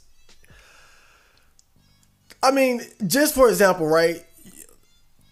Guys like Tesla or Bill Gates, Elon Musk, guys like that who contribute greatly to society and civilization, but really without the wealth aspect of it. I mean, I don't know how wealthy Tesla was. I heard he was broke as fuck, really, because everybody kept stealing his ideas. But take people like Elon Musk and Bill Gates, for example. If you take away, like, these are highly intelligent men, especially Elon Musk. You take away the vast amounts of wealth, and women are not going to be attracted to these guys just based off of how intelligent they are. So in a way, I feel like, yes, female attraction, it usually does reflect how capable a man is, but it doesn't tell the whole story, because there are more ways to contribute to society and civilization and to survive other than just brute strength and social skills. So I kind of agree, but I also kind of disagree, because, again, just the whole intelligence things. I'm not saying women aren't attracted to intelligence, but I feel like intelligence takes a backseat to things, to the things that are more visual, the things that they can see. And I would say social intelligence is more important than just like book smarts and being able to create things and come up with new technology and new inventions and stuff like that. But where I do agree, where I strongly disagree with in this post is him saying the female's genes are irrelevant. Now, see, my thing is this: if your argument is that this is good because if you're looking at it from a eugenic standpoint, and you're saying this is good because weak genes are being weeded out, then you also have to consider the genes of the females. If you truly were totally for this, for the sake of eugenics and only the best genes being reproduced and surviving, then you will also say that, well, lesser, inferior females with inferior genetics should also be weeded out. But he's not saying that, because, again, that's not what this is about. This isn't just about eugenics. This is about women as a whole having the power. This is about, because when it comes down to it, bro, like let's look at, just for example, right? And I think I mentioned this earlier, how when guys say things like, I don't want to date single moms, or I don't want to date fat chicks, or I don't want to date ugly girls, we get shamed for stuff like that, while women, for the most part, don't. It really, we ourselves, usually it's only red pill men and these YouTubers that actually call women out on these things. But we get shamed when we announce our standards, and that's because women are always gonna look out for each other. Women aren't gonna sit there and say, well, she's fat or she's ugly, she's genetically inferior. Only men would talk that way, or a woman would talk that way about men, but women aren't going to say that about themselves. They're not going to say, well, the inferior females need to get weeded out, because women, they look out for each other in a way that we honestly don't. We make fun of each other for being short and having small dicks and shit like that. You know, women will defend each other and say, oh, you're shallow for saying these things and whatnot. But like I said, man, like, if you're gonna try to have this whole argument about the superior genes need to be reproduced, then you have to account for the fact that a woman's genes are just as important as the man's genes. If you have a 10 out of 10 Chad who's attractive and physically fit, just a top tier example of what it means to be a human male, and you mix that with a 2 out of 10 chick, she's fat, she's ugly, she's short, the offspring is going to be an inferior, the offspring is going to be genetically inferior, because you have these top tier genes mixing with these bottom tier genes. And so the product isn't going to be as good as it would be if you had a female who was on the same level or similar level as the male. So if you're going to make the argument for eugenics, then I feel like you also have to account for the genetics of the female that would be mating with the man. You can't just say, well, only the top tier men can reproduce, because if you're, again, because then if your goal is only to have the best possible genetically superior offspring, then you need to consider the genetics of both the male and the female. And just real quick, because the thought just crossed my mind, I don't know if you guys know of this guy, but or rather this family, but maybe you guys have heard of LeVar Ball and his sons, LaMelo, LiAngelo. Who's the other one? God damn, he's the main one.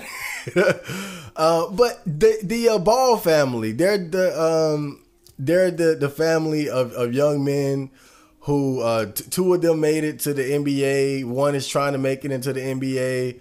God, what is the other? Hold up, you guys, because it's gonna kill me if I don't remember his fucking name. It's LeVar is the father, LaMelo is the youngest, LiAngelo is the middle child. Lonzo Ball, he played for the Lakers with LeBron James, and now he's playing with the Pelicans alongside Zion Williams. Okay, it was gonna kill me. I had to remember, but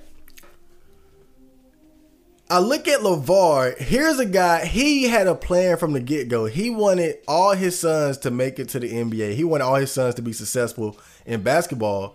And when you look at his wife, because LeVar, I think he played college basketball. He's a tall guy. And his wife is like this big Amazon white woman. So LeVar, knowing the importance of genetics, he made sure, okay, I'm going to reproduce with a woman who is as big and tall as I am. And so you look at his three boys, all three of them, they're big, tall boys. And I think LaMelo is about 6'7", 6'8" now, something like that. The boy is big as hell. But that's an example of a man that's aware of the importance of both genetics, who's aware of the importance of the genetics of both parents. You can't just say, well, I'm a big, tall, strong man, I'm gonna reproduce with this girl that's 5'4" and ugly, because again, you're gonna get something inferior. He knew, I have to reproduce with a tall woman if I want to produce offspring that are tall enough or are going to have the height advantage necessary to make it to the NBA and be successful in basketball. So again, both the genetics of both parents matter when you're talking about the quality of the offspring that are reproduced. You guys might know this about me, but I really don't want kids. But if I did want kids, I'm not about to sit here, like I'm 5'8". I'm not about to sit here and reproduce with a girl that's 5'4" and then have a kid that's 5'6". Like I wouldn't, if I'm going to have kids, I want to reproduce with a girl that is genetically superior to me. I know that's unlikely, so I'm not betting on it. But if I did have kids, I would keep that in mind. And I could talk about this more because this is kind of a deep subject here, but I'm going to just say this briefly. I feel like we as men, again, we got to stop lowering our standards. We got to start thinking like women in a way, because women, they think about shit like this. They think about, I need to, they're thinking in terms of fucking genetic quality. I need me a tall, handsome. We need to start thinking like that. I know it might not be easy, but fuck, man, like think about this shit. Like, wouldn't you want to give your child that genetic advantage? Like, okay, I'm 5'6", 5'7", 5'8". If I can get a woman that's like 6 feet tall, then my son might have a chance of being 6 feet tall or 5'11" or something like that. Like, I feel like that's how guys need to start thinking. We got to stop selling ourselves short and settling for less. But of course, it's harder. It's harder to do that. So most guys, they settle for less. But it is what it is. And the guy beneath them has said, let's be honest though, a lot of us, at least in the US, are overweight and are too fucking lazy to change that, which doesn't help. Hold on, let me get a sip of water real quick.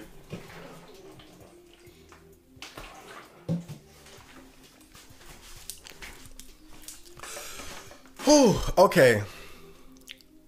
I was thinking about the obesity rates in America and how I think something like 40%, I think like 40% of women in America are overweight. I think, don't quote me, like I gotta look this up again, but from what I remember, I think it's somewhere around the ballpark of 40% of women,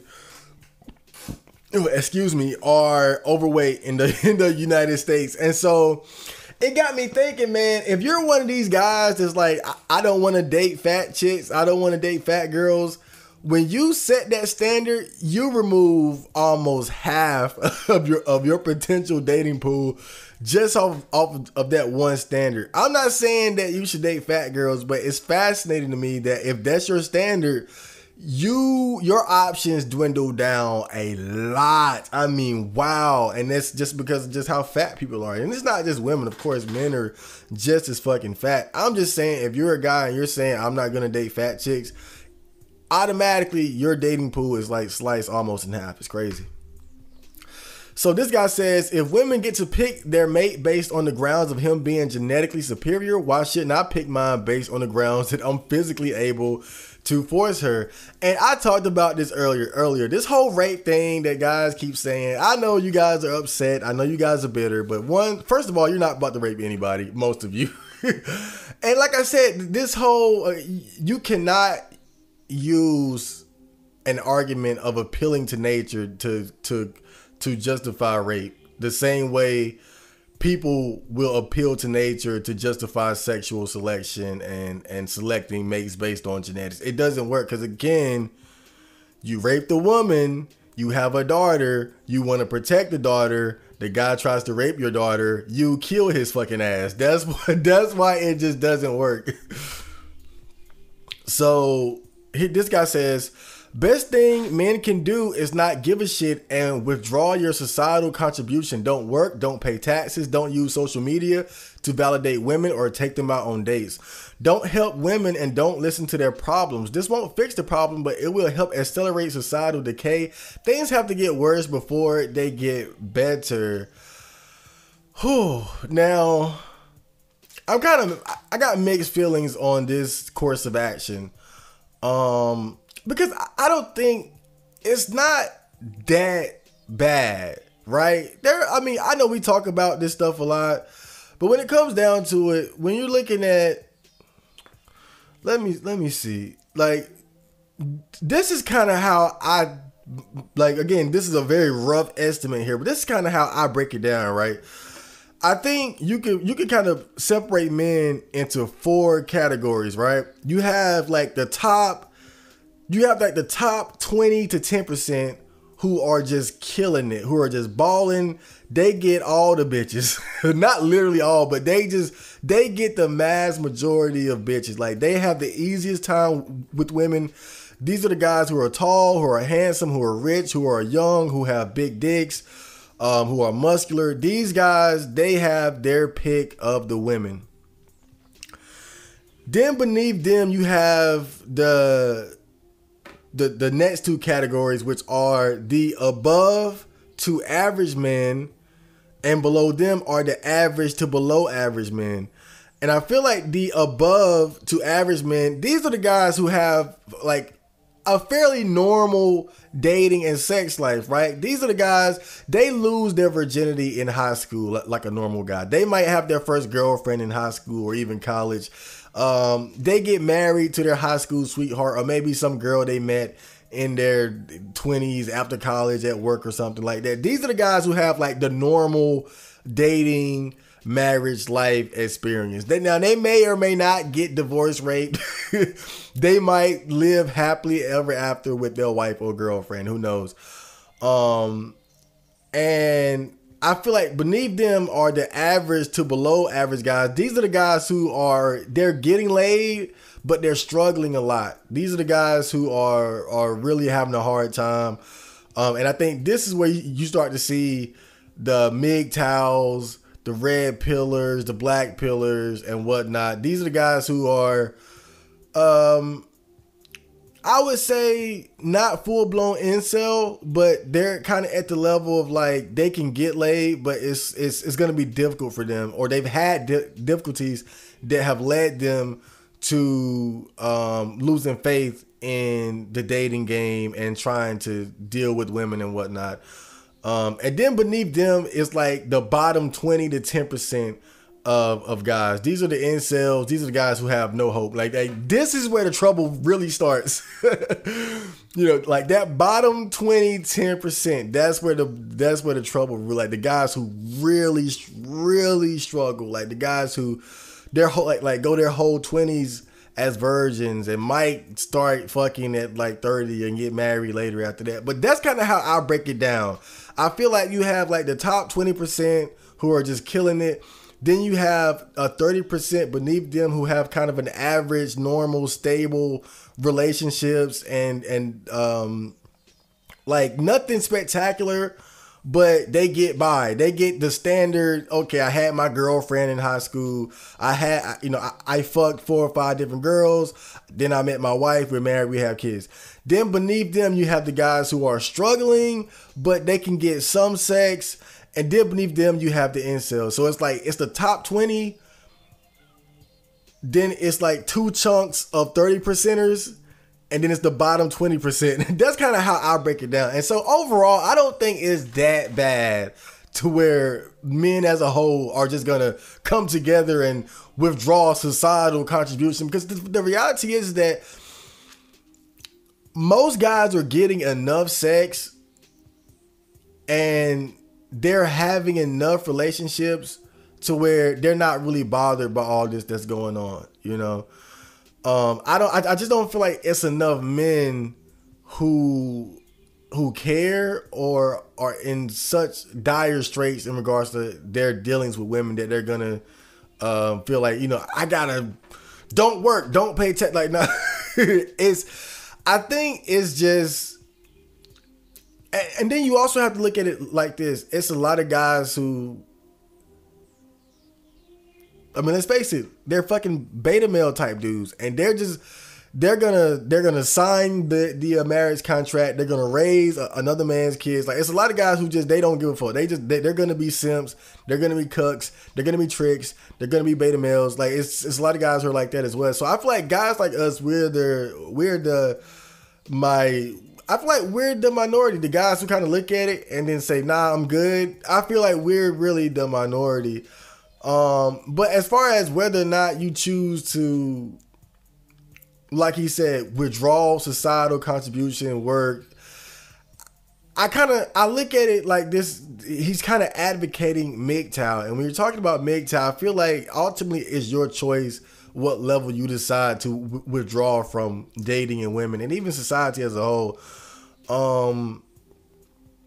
But when you say something like accelerating societal decay, that's so bleak. That's so depressing. I mean, I wouldn't want guys to just do this in mass to accelerate societal decay. I mean, because who knows what the outcome of that could be.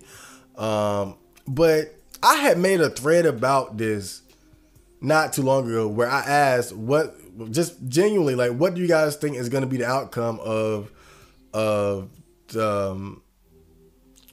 what's going to be the outcome of women dating the way that they are, you know, chasing after the Chaz, chasing after the alpha males, and alongside that, you have these men who are waking up to it and are saying, no, I'm not going to deal with that. I'm not going to put up with that. What's going to be the outcome of this? Because we've never, undoubtedly, this is the first time in human history where the information on female nature has been so readily available to men. There has never been a time like there is now. Think about it. There has never been a time where we've been able to map out female behavior, female nature, and the way dating actually works. Now, some people, they don't subscribe to the red pill, black pill, whatever, but I certainly believe in the majority of this stuff. And a lot of other guys too. And so my genuine question is, what effect is this really going to have on our society? And I look at a guy like this, and to me, it's just like, my first thought is, it's not gonna matter because there's not enough guys like us. It's not enough guys like you or them to accelerate any kind of societal decay. I don't think that's the case. I don't think it's that serious. But what if there are? And so that's really what my whole question is, like my curiosity about this whole situation. Because again, we have never lived in a period where this kind of information was so readily available. Like, and I mentioned him earlier, but you look at someone like Kevin Samuels. I mean, this guy, he is really just catapulting right now. I mean, and like he's really just like kind of shot to the front of the pack of this sort of like manosphere red pillar YouTube type. I mean, I wouldn't exactly call him like a red pillar, but he's in that lane because he talks about a lot of the things that most of the other guys in that same, they'll be considered, you know, red pilled. He basically talks about a lot of that stuff. I just think that he's the one that's kind of catapulted right into the mainstream, into not the mainstream, but like I feel like he's the one that's kind of the most popular right now. I mean, it seemed like all his videos are just going viral. He's doing big numbers, and he's spreading a lot of red pill information. And so I look at guys like that, and it's like, wow, man, like this shit is really, it's almost going mainstream. It is almost getting there. And even without that though, still, when I think about all the numbers that these videos and these books and everything that this stuff is getting, it's just like, man, how many guys are really consuming this stuff and taking it to heart? But I don't really have a point here. Let's move on. So this guy says this. I don't remember who he's replying to. He says, humans cannot handle the truth that we are barely more evolved sexually than animals. Women are programmed to see beta bucks and alpha fucks. Men are programmed to cheat and fuck every semi-attractive woman that they meet. Humans are a disgusting, primitive bunch, but no point getting mad about it. Just accept the fact humans are animalistic, cheating, polygyny-loving scum and be done with it. The ultimate black pill. Now, I kind of agree, but I also kind of disagree as well. I just feel like you can't just put all women and all men into these boxes. Like all women are just beta bucks, alpha fucks. Now, I'm not saying that now maybe to some degree you could say all women have that instinct, but I think you have to account for the fact that we, as the difference between us and other animals is that we have self-awareness. Our consciousness is so much more advanced than any other animal on the planet. we have morals, we have principles, we have beliefs, we have religions, we have all kind of things that can encourage us to live by a code and to live life in a way that might not necessarily coincide with our instincts. It's like how you said men are programmed to cheat and fuck every semi-attractive woman they meet. But okay, maybe we are, but you don't have to do that. There's plenty of men out there who are married and they're faithful. There's plenty of women out there who are married and they're faithful to a guy that you could consider a beta male. It happens. And so I just feel like I don't ever want to get into the thought process of just all women are like this and all men are like that. But I do believe that like he said, we're barely more than evolved. We are barely more evolved sexually than animals. We still have that base instinct. We still have those raw animalistic desires. And when you take those chains off, when you take off those limiters, then you're gonna see something. And I think that's why we're seeing a lot of that with female behavior now. And so again, I don't ever want to be that guy that's just like all women are like this or all men are like that. But at the same time, you can definitely see certain patterns as far as what women are attracted to and what men are attracted to and things of that nature. Like, just for example, you could say, like, we always get into the whole penis size debate. You know, like, guys still argue over that bullshit, right?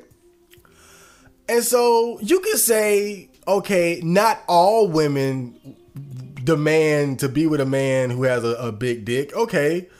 But you have to admit that in general, having a larger size penis will make you attractive to a greater number of women than having a smaller size penis. So you can never say it's 100% this way or 100% that way. You know, you can never say all women just love tall guys. All women love big. You can't say that, but undoubtedly there are certain traits that put you in front of the pack or makes you more attractive to women than others. And I think that's undeniable. It's just that when you start saying all women are like this or all men are like that, and that's kind of when you kind of set yourself up to get counterattacked, to get counter argued, because now you're talking in terms of absolutes. And I think that I'm just saying we have to be careful about saying stuff like that. I see what he's saying, but I don't like how he's kind of talking in absolutes like this. You still have to account for the fact that not all women are superficial and trying to use men, and not all men are gonna cheat and fuck we're not all just gonna succumb to our animalistic urges. But again, you have to also be aware of the patterns. You have to also be aware of what the trends that you see in terms of female behavior and male behavior. And then from there, you can kind of draw up, your own theory or hypothesis as far as like what's attractive or what's female nature, what's male nature and all that. So yeah. Oh man, I'm going to have to censor those titties. I just realized that. So this guy brought up, now we've got to the topic of sex bots. So this guy says, it means men will look for and find substitutes for intimacy and sexual release. Women will soon become redundant. Then the guy responds to him, the robot waifu revolution is here. By 2030, we will have a fully functioning robot waifu who loves and cares for us robots. And then another guy says, dolls would never be able to provide adequate companionship, love, intimacy, and emotional support. Oh, fuck. fuck is that? Robo Edward. What the fuck? And emotional support. And if they ever do and do not get banned, we will all be dead before it happens, or we will not be able to afford them. And then the guy responds to him, technology advances pretty quick. It's not that hard to envision an advanced AI that is your companion. It could be your waifu and you could take her with you and it would help you feel less lonely. Then in the further future, it would be a robot. So I think I've talked about this before a little bit, but that's definitely my hope for the future. My hope is that we're going to be able to harness the power of fat ass and boobas. Nah, but seriously, that's what I hope happens. I hope that we're able to at least to some degree replicate that experience of having a woman in your life, having a girlfriend, having sex, without having to go to the source to get it, without having to go through a woman, without having to pay a woman and put money in her hands. I would love for men to have that third option of going for some sort of like companion doll, virtual reality, pornography. Like, I've always championed these sorts of things. But like the other guy said, though, dolls will never be able to provide adequate companionship, love, and intimacy and whatnot. I don't know if that's exactly true. I do believe that would be an extremely difficult challenge to overcome. You know, creating a doll or a robot or whatever, or just manufacturing an experience of love and sex and companionship that rivals that of the real thing. But at the same time, I think that you have to look at it like this as well. How many guys are going to get that anyway? Right? I think undoubtedly it's always better to have that 10-10 foot female that's in love with you and you have this perfect fucking relationship. But how many people are going to get that anyway? So the way I always kind of looked at it is like, for some men, it's almost better. It's kind of like what they say, the only winning move is not to play. I feel like for some men, getting something like a companion doll or a sex bot or whatever alternative to sex or relationships that are available to them, I feel like for a lot of guys, that's going to be the better option than the options of women that are realistically available to them. So that's kind of how I look at it. Like, I doubt you're ever going to be able to replicate the experience of having like a top quality female mate. I don't think anything is ever going to beat that, but you got to look at the reality, and the reality is that most men would never get that anyway.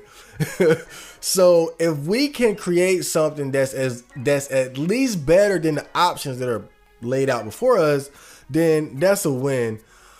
But then, of course, there's the issue of if you actually want to have a family and children and whatnot. And so I think that's going to be the thing that's ultimately gonna limit this whole sex bot revolution, is that when it comes down to it, most guys, they're going to want a family, and you're not going to have a fucking family with a robot wife. That's just fucking silly. Or maybe we will. Who fucking knows, man? Clown world shit. So but I guess I look at it more from a perspective of a guy who isn't as concerned with having children or leaving a genetic legacy. So for me, I'm excited about stuff like this because I'm okay being single and just having some sort of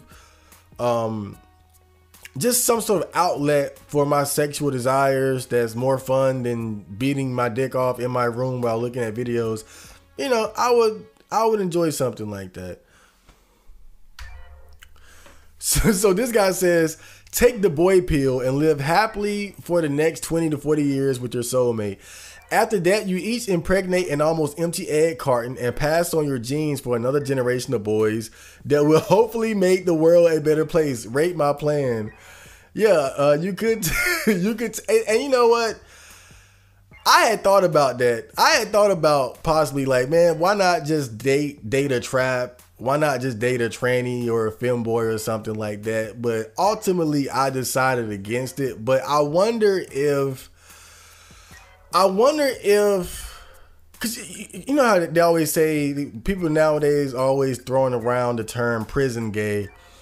And we know how when guys go to prison, all of a sudden they fucking niggas. Like it seems like when you put guys in an environment where they don't have access to females, it seems like they just happen to get a lot gayer. Like all of a sudden, fucking dudes in the ass don't seem like such a bad idea. And so I wonder if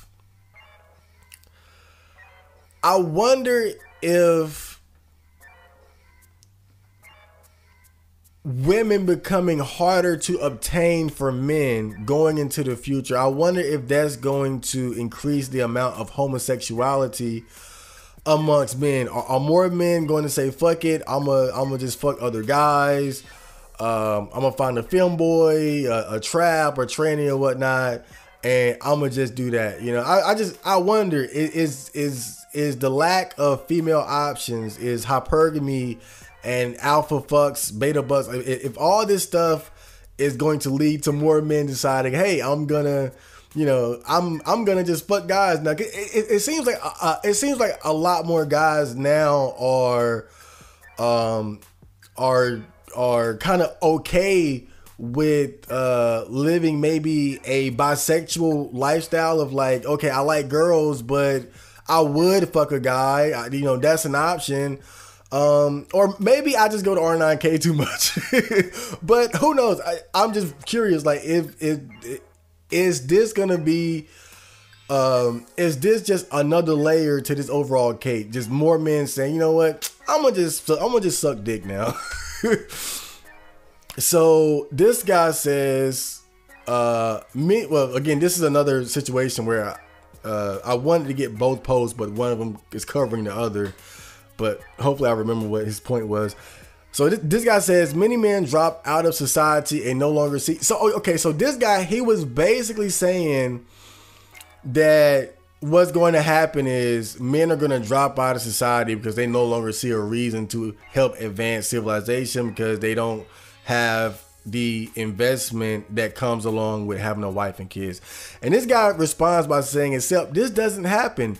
They just funnel all their wages to OnlyFans and Patreon whores and Twitter fandoms. You better drop this revenge of the beta men fantasy for your own sake. The ones who realize that the only winning move is not to play are an irrelevant minority. The game will go on. And see, this is what I've always believed in. The ones who realize that the only winning move is not to play are an irrelevant minority. The game will go on.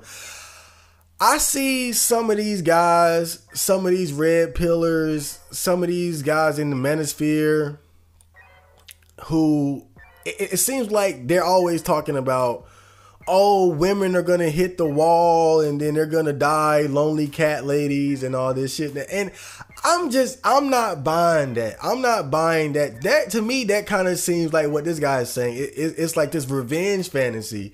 Oh, you're going to wish that you settled down with a beta male when you were in your prime. And again, I don't know. Maybe women are going to end up lonely cat ladies, right? I don't know. But especially when these guys say, oh, all the men are just going to drop out of society and society is going to crumble. I'm not buying it. I feel like, just like he said, the game is just going to go on. I feel like you're just going to have a minority of irrelevant men like myself who just decide not to play the game. I think that when I look at things like the popularity and success of OnlyFans, where we're at the point now where men they're not paying women for sex. They're paying to look at women. They're paying to just look at women. You got guys who are paying to look at women's feet. You got guys who are paying women for their used panties. You got guys who they consider themselves to be pay pigs. Like they are just giving women money with nothing in return. Like you got guys, when I see cucks, when I see the guys that I know within my own circles, like when guys tell me about these stories about, you know, beta male simp type dudes and them taking care of other guys' kids and shit like that, like staying in these toxic relationships.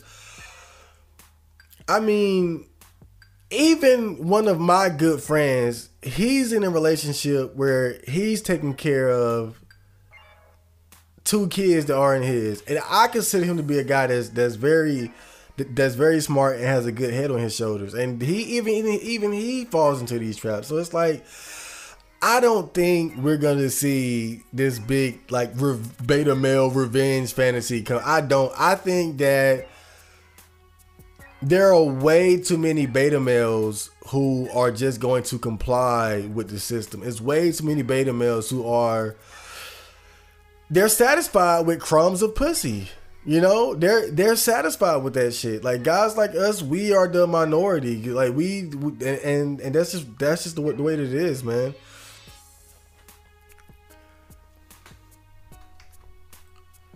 So this guy says, take the escort pill. It isn't as good as a family, but at least you would get sex. And the more men that give up and do the same, the faster things will change. Men have to completely ignore women altogether. You can even be friends with the girl. And then this guy says, jacking off is free. Sex without love is worthless.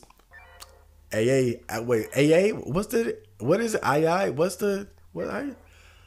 Helllllo? I don't know. I'm gonna say amen. And then this guy says, ignore women, but also pay them to have sex. With them.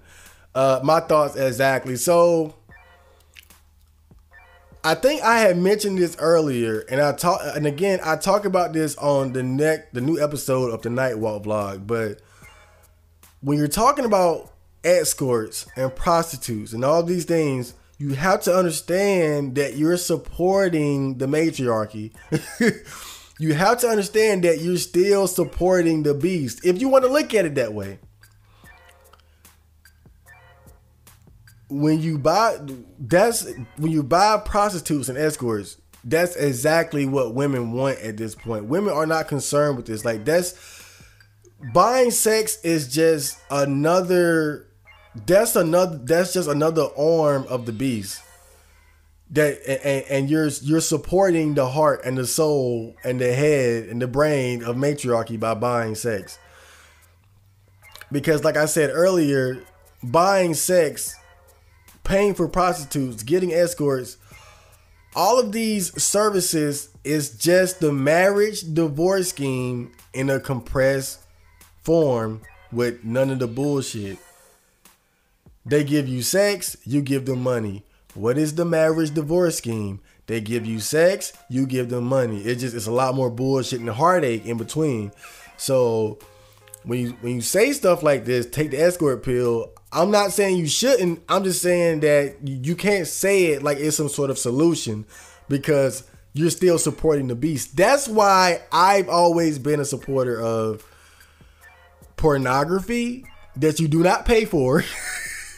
Don't get me wrong, and companion dolls and things of that nature, because when you take that path, you're not supporting the beast. You're just supporting capitalism, because more than likely it's gonna be some intelligent Asian guy with 160 IQ creating these fucking sex dolls or companion bots or whatever the fuck. It's gonna be a bunch of dudes who are just smart as hell and innovative who are creating these things. So you're not actually supporting the beast. And again, I'm not saying you shouldn't take the escort pill. I'm just saying, if you're looking at it like, oh, you're trying like an actual solution, like you're trying to separate yourself from the beast and not feed it, then you have to understand that when you take the escort pill, if you're putting any money in a woman's hands, you're supporting the beast. And just like that guy said, ignore women, but also pay them to have sex with them. You're still supporting the beast. And is this the last one? Damn, it's not. Okay, so this guy says, man says women are the gatekeepers of sex and that they are only interested in the few top males. Says we need state-provided prostitutes. Outrage ensues over his misogynistic and entitled remarks. Women says women are the gatekeepers of sex and that they are only interested in the few top males. Says we need state-provided prostitutes. She is considered an expert. But hey, I'm not complaining, man, because we need more women to step up and talk about these things. And I like how objective and honest she was about it. She obviously knows what the fuck she is talking about. And if we can get more women to talk about these things, then really all that's going to do, that's going to help more men get on board. Because I think still a lot of guys, they're not going to believe this shit until they hear it from a woman's mouth. I was just watching it's a YouTuber. His name is Coach Greg Adams. He's an older black guy. He does he always talks about stuff pertaining to this, like female nature, hypergamy, the dating, all that kind of stuff. I guess you can consider him like a red pill / MGTOW content creator, but he doesn't necessarily he doesn't wave the MGTOW flag. You know, his whole thing is free agent lifestyle. He has his own little motto and shit like that. But he has a great channel if you want to learn more about this kind of stuff. But he played this clip where these two women were talking, and the woman was basically admitting to playing games with guys, like talking about how you play. I think she called them like coochie games, where this is the game, right? You withdraw the pussy and make a demand. If he doesn't meet your demand, then you keep the pussy withdrawn until he decides to comply. Then you give him a crumb of the pussy. And she confirmed this. And his whole thing was, he just wanted to play that clip because he wanted to show guys, hey, this is a woman. This is a top quality woman right here, admitting to all the shit that I've been trying to tell you guys. And so I think that a lot of this stuff hits a lot harder when you see it for yourself, when you hear it from women themselves. It's like, I can tell you your girl is cheating on you, but if you actually walk into the room and see the dude fucking her, it's gonna hit way harder. It's gonna hit a little different, to say the least. But so under this post, this guy says, "This is fucking brutal, but we've always known this. But I want you to remain hopeful, Robros. Society is almost guaranteed to collapse with all the pressure from disease, resource strain, climate change, etc. Feminism.exe can only run on a first world operating system. Once society degrades enough, things will be back to normal. Once society collapses, feminism will have to take a back seat. Feminism can't exist without abundant resources and prosperity, which are rapidly declining factors. This is temporary, remember that." And see, this goes back to what she had already said, though.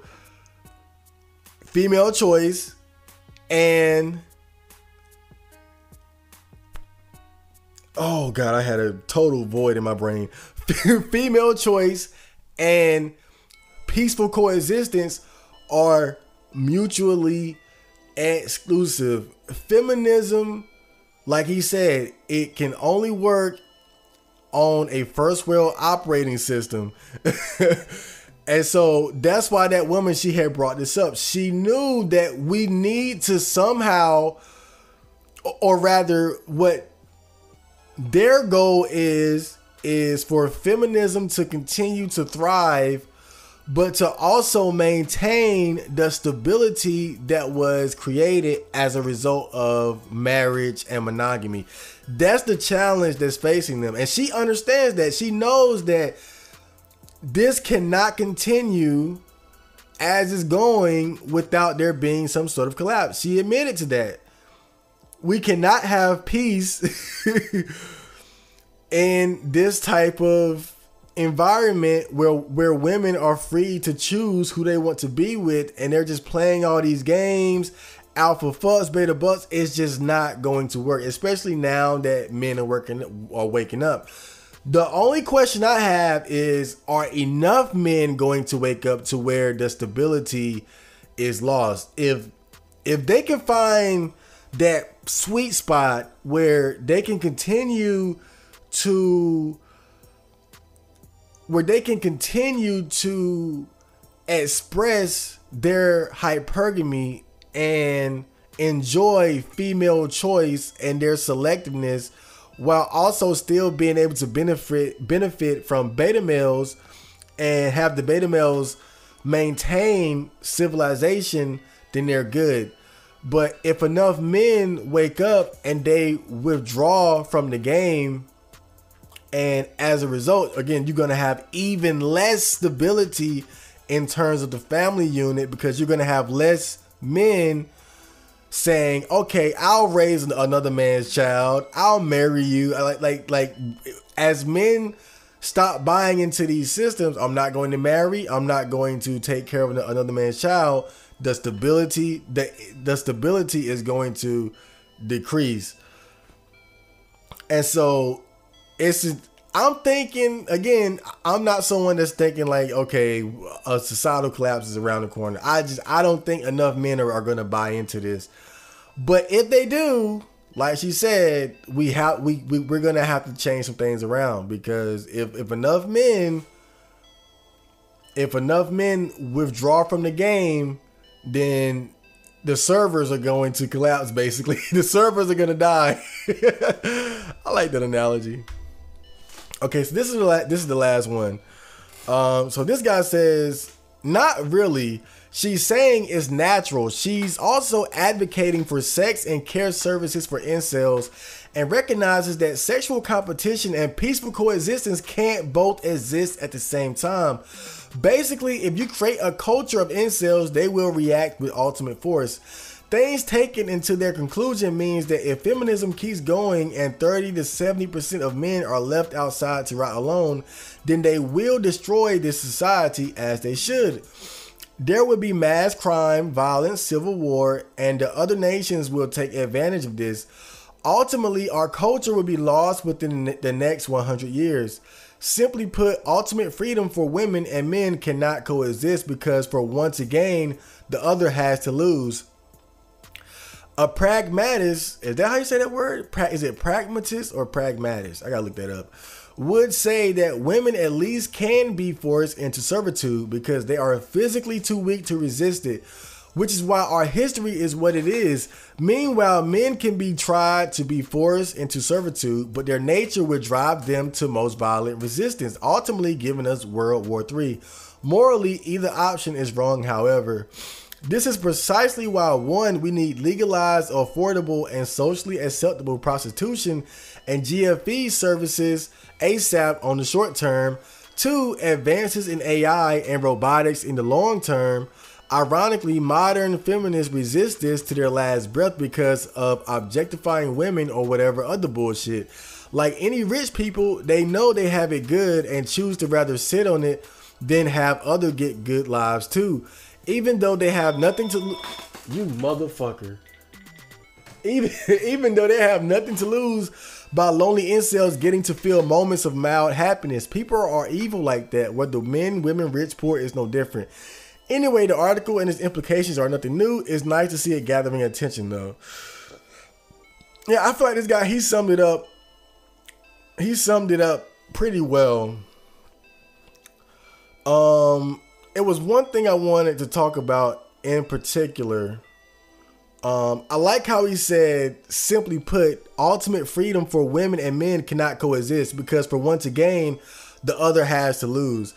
And I talked about this a little bit on the new episode of the Night Walk when I was talking about, what's the game between men and women? And I sum it up like this, right? Like, what's victory for a man and what's victory for a woman, right? Really, but assuming this is like a alpha male type guy, right? A guy who's like a player or something. Beta males don't count in this scenario. So for a man, victory is to get the most amount of sex with the least amount of investment and effort. And for a woman, victory is to get the most amount of investment while giving the least amount of sex. And so right there, you have a conflict of interest because men want to get sex with a lot of attractive women while putting in the least amount of effort and making the least amount of investment. If women were not as picky as they were, if their standards weren't so high, if they didn't make all these demands, most men would not comply just for the sake of doing it. A lot of guys, when you look at these relationships where the women wear the pants and they control the guy and the guy is pussy whipped, it's exactly because of that. They're doing all of this for the pussy. If they were to completely withdraw the sex, then the man would eventually lose patience and leave. So the game that women play is, I'm going to give him crumbs of the pussy while trying to get the maximum amount of investment out of him. Men who are stronger minded, men who have game, men who have understanding, they know that they're not going to tolerate that shit. They're playing the game as well. So they're going to say, I'm going to try to get as much sex as I can while making the least amount of investment and whatnot. That's why you see with alpha fucks and beta bucks, like if you're a very attractive man, if you're in that top 10 to 20% in terms of male attractiveness, you can hop on Tinder and you can go through women like that. And that's because you're attractive enough to where you don't have to make a high investment. But the less attractive you are, then the higher your investment is going to have to be. But again, this just goes back to what he's saying, is that ultimate freedom just can't exist for both, because for one to gain, the other has to lose. If you're getting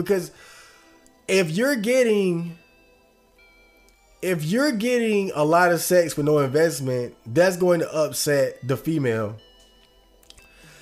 And if the woman is getting a lot of investment while giving little sex, that's going to upset the man. And so that's a very simplified portion of the greater picture of what he's talking about. But I just feel like it's a good example of it, of how for one to gain, the other has to lose. And I've been thinking about this. I shouldn't mention this, but just hypothetically, right? Like just to kind of lay my point out. I've been thinking, just look at this scenario, right? Let's say you meet a girl and you say, hey, let's have a relationship, right? Let's get into a relationship. But you know that you're going to end that relationship after about a year. But the reason why you want this relationship is so you can get regular sex. Now, see, when you break up with her, it's going to make her furious. It's going to make her mad. Especially if you play the game right. Because what I noticed with my friend when he was dealing with a predatory female, what they do is they try to bait you in first and then they switch up. That's typically what they do. Like when his relationship first started, she was buying him stuff. She had bought him a PS3. This was back when PS3 was like cool. Was buying him weed and giving him gas money and shit. But as the relationship kept going, she expected a higher investment. So they ended up getting a car together, a place together, and all this different stuff.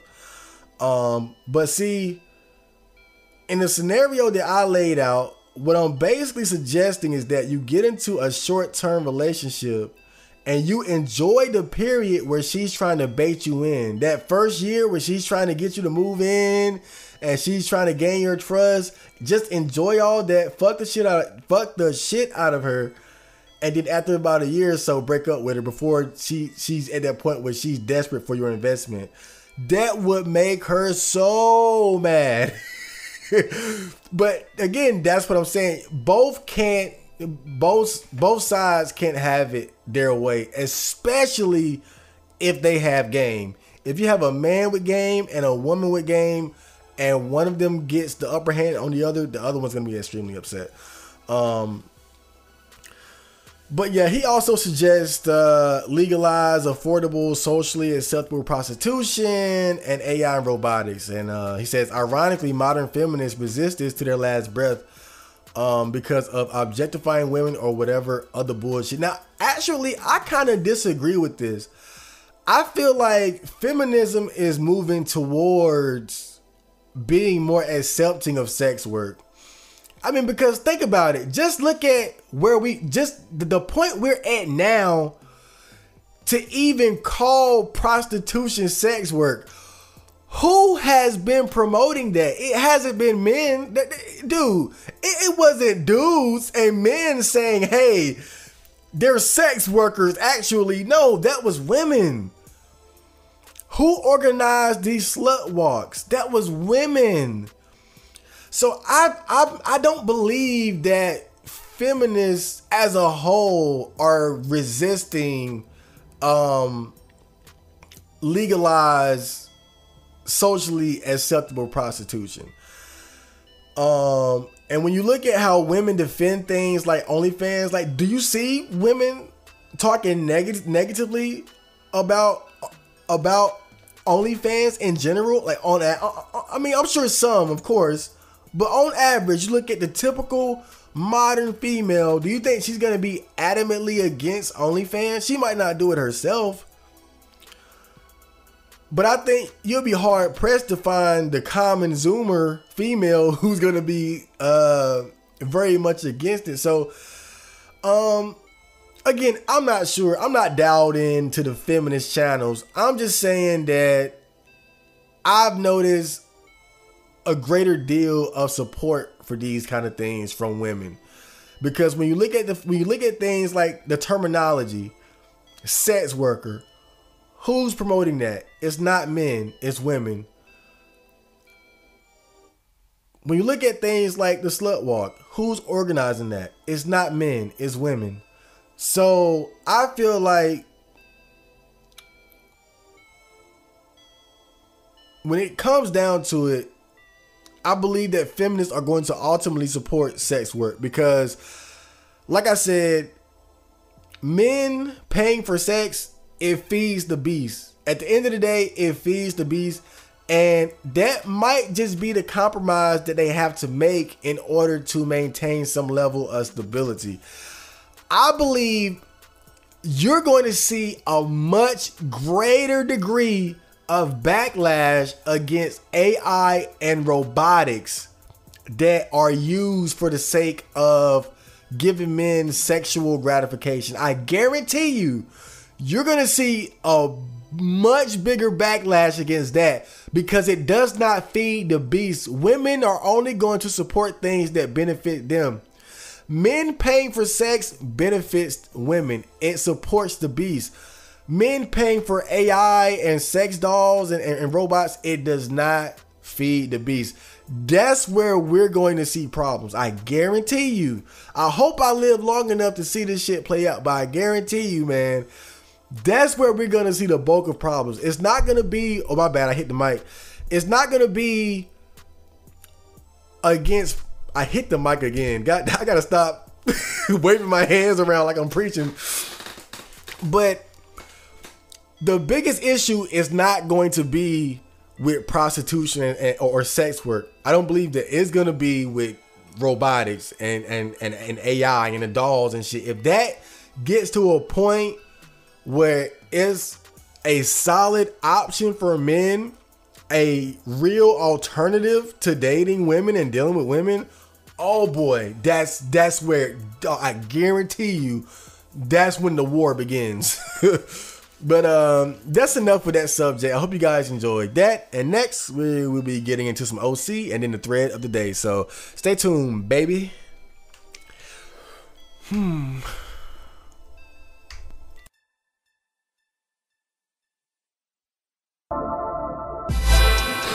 while you cut off all your friends.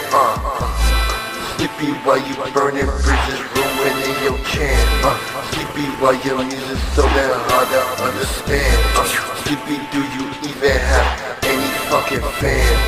Sleepy, yo, music's so damn jazz, but I can't stop listening. I don't get no credit in this bitch. I'ma need a medic in this bitch. I don't get no credit in this bitch. I'ma need a medic in this bitch. I don't get no credit in this bitch. I'ma need a medic in this bitch.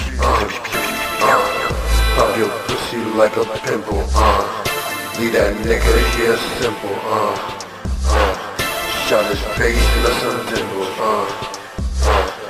Broke his legs, he a cripple. Yeah, I'm making waves and making ripples. Yeah, got 2 holes on my dick, I'm in the middle. Yeah.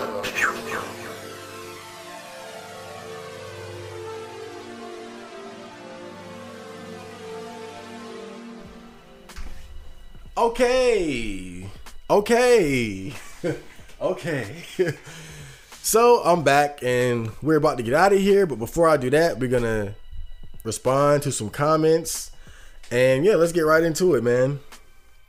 So Delic Ender 42 says on the Sickness song, you know, I used to listen to Chad Marco simply because I liked his wordplay and his lyrics made me nostalgic for all the time I wasted on R9K in high school. But this song is amazing in its own right. The beat is too good. I really appreciate this comment because when I made this song, that was exactly my goal. Because what really made me, got me the bulk of what little popularity that I do have was my robot sad boy Mimi songs. And even though a lot of that does come from the heart, it kind of limits me a little bit in terms of like the way that I rap, because I got to talk about these specific subjects. And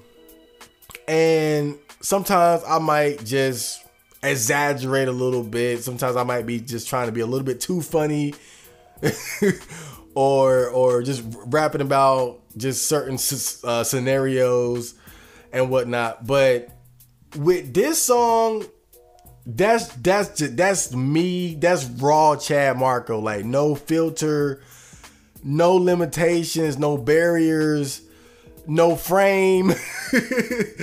No, like that. Like I feel like this song very few songs embody me, like who I am as an artist, than this song, The Sickness. And it doesn't even have a real topic or a theme or a purpose. It's just me rapping. And to me, that's what makes it so good. It's just expression in its purest form. It's just straight up. It's me rapping over a dope beat, having fun. And that's what it's all about. There's no limitations. There's no theme to stick to. There's none of that. It's just me having fun rapping. And I feel like that's really me in my purest form right there, man. So I appreciate that even he caught it. Like, you know, it's an amazing song in its own right. It's not about the robot shit. It's not about the anime shit. I mean, even though it has touches of that as far as like the lyrics, I make anime references, I make some feels references and shit, but it's not about that. It's just who I am, you know? So this guy says, when the mixtape drop. So what I'm gonna do is I'm gonna take the songs that I released, because I released not a lot last year, but I'm gonna take those songs and I'm going to compile it into a mix. So basically all the songs that I've been making recently, I'm gonna just compile it into a mixtape and put it out. And I got another mixtape that I'm working on now. I'm not gonna talk too much about it, but after I'm finished with that, then I'm going to work on the third robot music mixtape. So I'll probably I should be working on robot music 9003 by, let me see, by May at least. So, but yeah, I'm gonna just take these songs I've been putting out, I'm just turning into a mixtape. And the mixtape is probably gonna be called, I'm gonna just call it The Sickness, because I already got basically a cover for it. So this, wait, did I say his name? No, fudge capitalist. You're not this guy. You're fudge capitalist. Okay, thanks for that comment though. So Oracle MPH says on the Nightwalk vlog, episode 4, Life as a 28-year-old virgin, sex never meant much to me either, but I always wanted a family. My father is my role model and is genuinely one of the few people I trust in this world, and we have a great relationship. That's what I want. Just from the other perspective, if I never meet a girl who I can trust fully, I'll never have kids. I'll either have a loving wife and family that I invest my all in, or none at all. I don't half-ass things that are important to me. And see, this is why you guys notice I never try to encourage guys to, go MGTOW, fuck bitches, fuck the women, go be a monk, go monk mode. I never try to encourage guys to do this because I know it just wouldn't be fair, because I'm a guy who never really wanted those things to begin with. And I understand that some guys like this, that's something that they've always wanted. Some guys, they wanted nothing more than to be a father or to have a family. But I can appreciate this guy's perspective as far as saying, if I never meet a girl who I can trust fully, I'll never have kids. Like having that kind of a standard. And I had talked about this guy earlier, but Coach Greg Adams, he has a great video. What is it called? I think it's called But I Want to Have Children or something like that. And he's basically talking about these guys who are kind of trying to argue against his ideas by saying, but I want to have kids. And he brings up some great points as far as like, okay, you want to have kids, but what kind of women are you actually reproducing with? Do you have a legacy worth passing down? Do you have money? Like, can you raise a man and stuff like that? Like, just holding men, just holding men accountable. Like, don't just say, I want to have kids for the sake of having kids. No, like, are you someone that's qualified to have children? Do you have a legacy worth passing down and whatnot? And so when you say stuff like, if I never meet a girl who I can trust fully, I'll just never have kids. Again, it's kind of bleak.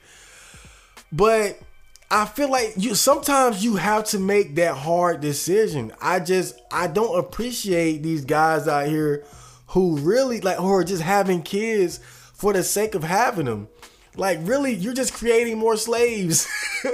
You don't have any power in this world, yet you're having kids. Like, it's like if I'm a slave, like literally a slave in 1750 in the shack picking cotton, and I got my wife who's getting raped by the slave master, and I'm getting my butt busted too, and I sit there and I have a son and a daughter. Like, why would I do that? Why would I give birth to children in a situation where I have no power?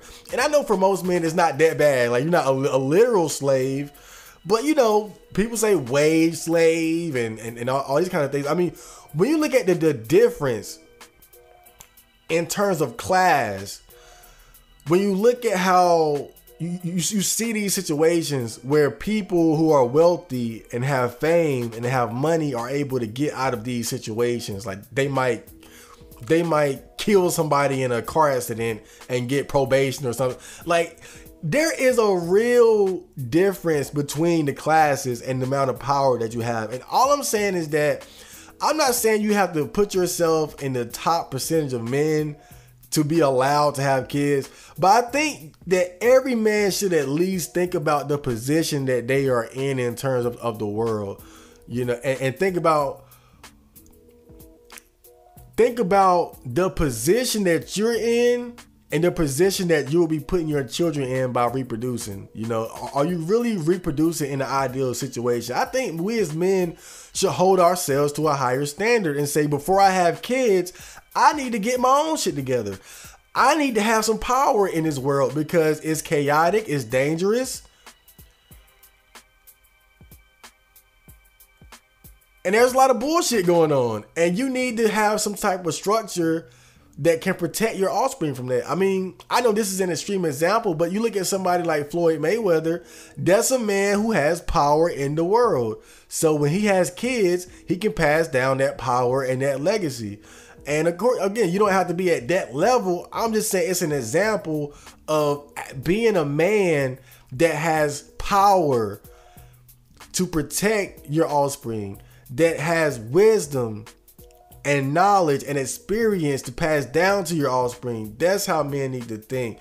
And not only that, but what type of women are you reproducing with and stuff like that. But I could talk about that all day, so I'm gonna stop. But I appreciate that, man. So Flim said on the Kakarot and Friends video, start streams before 1 a.m. You start too late. It's really just going to depend, because you got to understand, I just stream randomly. It's not something that I got really organized right now. I might stream at 10 p.m. I might stream at 4 a.m. You'll just never know right now. And if you guys notice, I don't keep those streams up, by the way, because I don't want them to clutter up the channel. You kind of just got to catch them as they come. I leave them up for a couple days, then I take them down. I might download them and upload them to my gaming channel, so anybody who missed it can watch them there. But again, this isn't meant to be like some big thing for the channel right now. It's literally just me playing games, and y'all can come in and chill if you want to. So I'll keep in mind that, you know, people might want to catch me earlier, but again, man, it's random, because I might decide, hey, I want to work on music at 10 p.m. and when I'm done at 3 a.m. I might stream. So that's why you'll just never know. So we'll see though. It's just something new that I'm trying out. So Ghostface says on the Michael Cera song, the beginning of Filzy Chad Marco, that first verse really seems like something off of Robot Music Volume 9001 or 2. And I'm glad that he went back to the past to find that track. And he's absolutely right. If you guys have not heard the Michael Cera song, I swear that's one of my favorites from like the pre-Robot era. But that was definitely the beginning of me getting on my sad boy shit. So yeah, make sure you guys go check out Chad Marco, Michael Cera, because that's really where all the robot shit started. And so Oracle MPH says on the Dinner with the Folks song, when they stop asking when you're going to bring a girl home. My mom, she brings it up every now and then, but not exactly like that. Like, she'll say something like, when you get married, that's her go-to. When you get married, when you move out, like that's what she talks about. That's how she'll kind of bring it up with me. And every time she says it, I'm like, oh God, if only she knew. But at the same time, let me get a sip of water. At the same time, my mom, she's very understanding of why I don't pursue women and why I don't involve myself with dating. Because she knows the state of the world right now. She knows how crazy and toxic these women are. She knows that there are a lot of men out there who have ruined their lives over baby mama drama and toxic relationships. So I think on one hand, she has that natural desire to see her son grow up and be with a woman, because again, you got to understand, women are just, I think that's just a part of her that she'll probably never lose, even though she understands that a lot of women there are toxic and that I'm probably better off alone. I think that there's also that natural desire to see your son be with a woman, so to speak, and to reproduce and get married and have that whole thing. I don't think there's a parent out there who doesn't want that for their child to some degree. But at the same time, she's aware of the state of the world. She's aware of the state of women. So she understands why I am the way that I am. And she knows that it's probably beneficial for us all that I don't get involved with dating anytime soon. But yeah, I appreciate that comment. Oracle.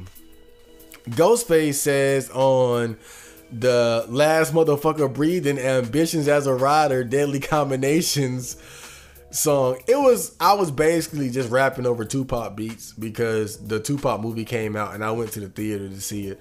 But Ghostface says, hearing you on boom bap old school beats hits different, not gonna lie. You should do more, to be honest. And I noticed that I like,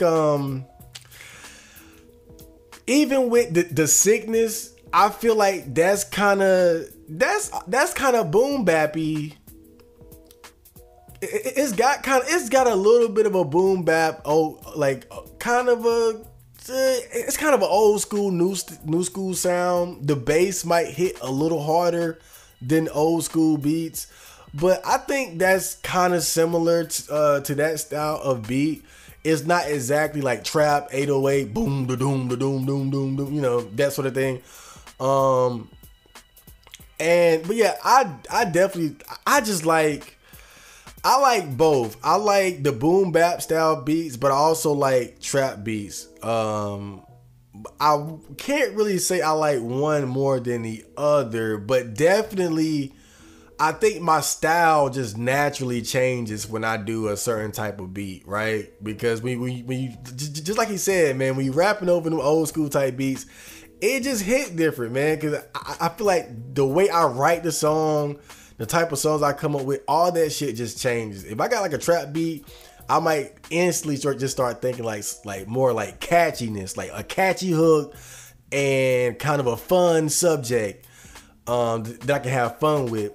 And with boom bap style beats, I start thinking more like in terms of like lyricism and bars. So yeah, appreciate that comment, Ghostface. And Ice Cold Soup says on the Milky Beat, I used to listen to your podcast, but then I found out you're black.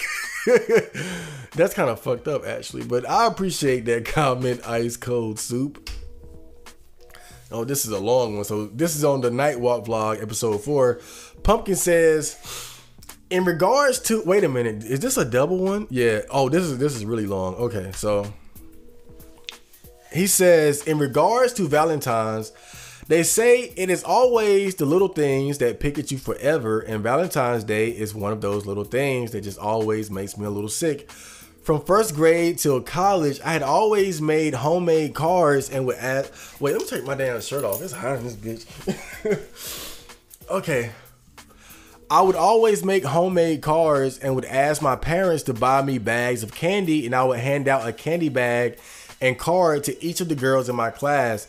My teachers would also get one. It always felt nice to see the girls in my class smile and light up when I gave them their card. In all those years, I never received a single card or chocolate myself. In the grand scheme of things, it's just a silly little card, and it shouldn't affect my life, but somehow it does. Been out of school for 20 years, and it still irks me that no girls ever gave a single shit about me and gifted me anything. Going year after year, seeing my male classmates get gifted cards or chocolates or t-shirts, hats. Hell, sometimes the girls would say they were the Valentine and then kiss the boy in class, and all the other students would cheer. It's the little things you miss out on that all add up and turn you into a very spiteful person. Damn, this one kind of hits in the feels though, man. When you say, man, been out of school for 20 years and it still irks me that no girls ever gave me a single shit about me and gifted me anything. And see, in that video, I was talking about how it's fascinating to me that there's no girl out there that gives a fuck about me. I think that's exactly how I said it verbatim too. But yeah, it's... And I think the way we process that emotion is different though. For me, like I said, to me, it's kind of funny. It's just fascinating. It's like, damn, like what makes me so different that I don't have girls out there that give a fuck about me? I don't have even one woman that's thinking about me right now. What makes me so special? What makes me so different from the other guys that I don't have that? But it's not something that bothers me. So, you know, you gotta try. Well, I can't tell you what the fuck to do, but at least do what you can to not let it turn you into a spiteful person. But I guess that's just, I've always been different in that regard. It's something that's never really bothered me much. I can look at it and laugh about it, but not everyone has my point of view and my sense of humor. But to go out of your way and give candies and gifts to all these girls, I think I only did something like that one time. It was in 3rd grade. I gave a girl a cookie, but it didn't it didn't lead to anything. And I think that was the end of my simping right then and there. So I got that out of my system real quick. But this guy, this is a long ass post actually. So part 2, Pumpkin. In regards to feelings of virginity, I was about the same as you. I hated myself and held a deep resentment for everyone, and especially females, for not seeing me as a potential partner and as a man. This lasted up until around age 27. Up until then, I just assumed it would happen. Everyone says to stop searching for love, or that it happens when you least expect it, so I just let life pass me by and thought I'd get a chance just like everyone else. I was raised religious, so I always thought good things come to those who wait. So for years, I waited like a good sheep. Then nearing 30, it hit me that all the women in my age range were all single moms looking for a daddy, or women with no kids but with a million other issues that had all their fun in their teens and 20s and were giving me the leftovers. So I stopped caring and stopped trying. It brought me a lot of peace for many years.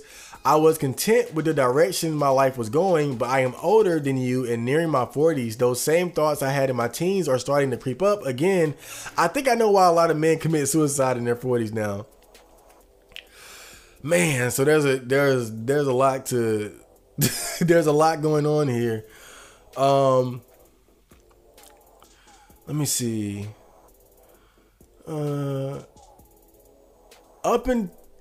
Just lasted up until age 27. Up until then, I just assumed it would happen. And see, that was my thought. That was my thought process as well. I was like, I was just thinking, it's no way that I'ma just end up, a 20, like over 25 and still a virgin. Like, I'm not gonna end up the 30, 35, 40-year-old, but like it's not gonna happen. Like, something's gotta give, right? But I wasn't saying it in terms of like hope. Like, it wasn't like I was hoping it would happen. I didn't understand how important it was for a man to put into work as far as attracting a woman, as far as chasing after women and pursuing women. I didn't realize how important of an aspect that was to getting laid and having sex. Now, of course, some guys get lucky and maybe a girl might approach them. And really, I think it's not so much about chasing after women. Like, what I noticed with the guys that I know, most of the guys I know, they don't cold approach. They just meet girls in their social circle. And I think really that might have been the biggest, I think that might be the biggest problem with guys like us. We don't have big social circles. We're not involved in a big social circle. We don't have those opportunities to meet girls in an organic way. And I think, like, what you have to realize, and what I notice with guys that I know, when you have girls just in your social circle anyway, what that does is it breaks the ice naturally. So where you don't have to cold approach. It might be a situation where you're at your friend's house and another guy that's there, he brought 2 girls over. And so just by you being in the same proximity as those 2 girls, you went to the kitchen and she also went to the kitchen and y'all started talking about the grapes in the fridge.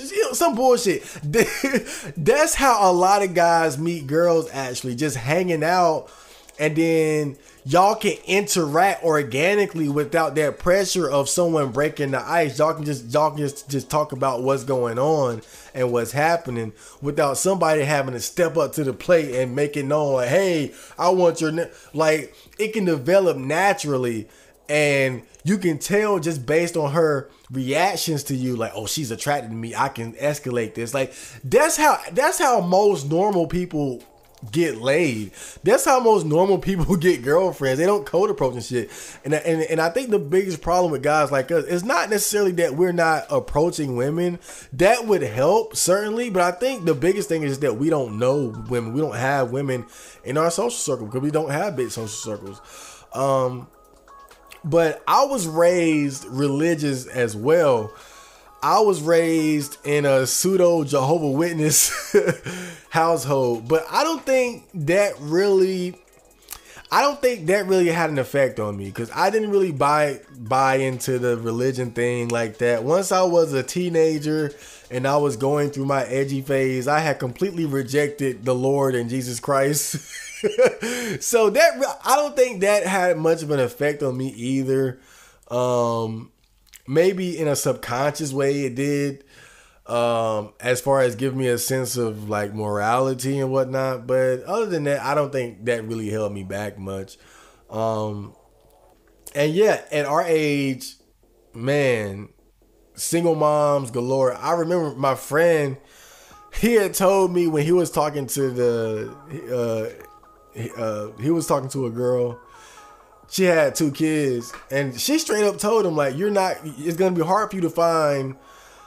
I think this is when, I think she was like 25 or 26 and he was about the same age. And she said, it's going to be hard for you to find women your age without kids. Like, I don't know her tone when she said it, because he told me she said it.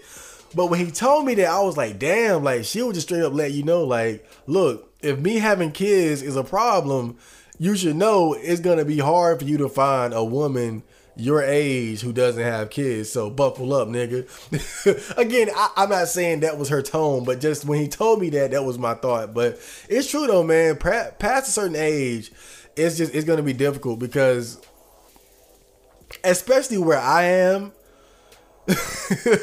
you guys know my skin tone, where I am, attractive women, they don't last long without having a kid. I mean, dude,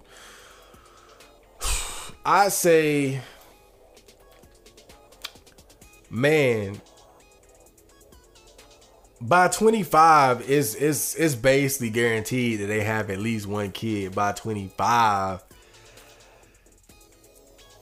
21 to even like past 21, 22, like, that's amazing. Like, to get to like 22, 23, that's amazing. So especially at my age, 28, I would have to date younger to avoid the single mom epidemic.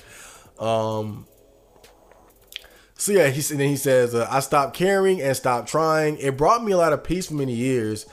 I was content with the direction my life was going, but I am older than you and near my 40s. Those same thoughts I had in my teens are starting to creep up. And see, that's something that I think about as well, because now I don't give a fuck, but who knows how I'm going to feel about this when I'm 38, 48, 58. I genuinely don't know. I'm just riding the wave. I don't care now, so I'm rolling with it, but I've thought about it, but I've just accepted that that's a risk that I'm willing to take. I don't want to start chasing after women, pursuing women and dating out of fear of how I might feel about being alone later. I just don't. The way I look at it and my belief system is just my happiness is my responsibility, nobody else's. So I don't look at it like for me, blaming my unhappiness on the lack of a girlfriend or a wife is it's unacceptable. It's not an option for me. So I just look at shit differently. Now again, I don't know how long that structure is gonna last, but that's my belief system. But certainly it's something that even I've had to think about. Like, you know, I feel good. I'm okay with it now, but what about later? And so I just had to accept that, you know, that's a risk that I have to take, because I get just that badly. I just don't want to deal with dating as it is.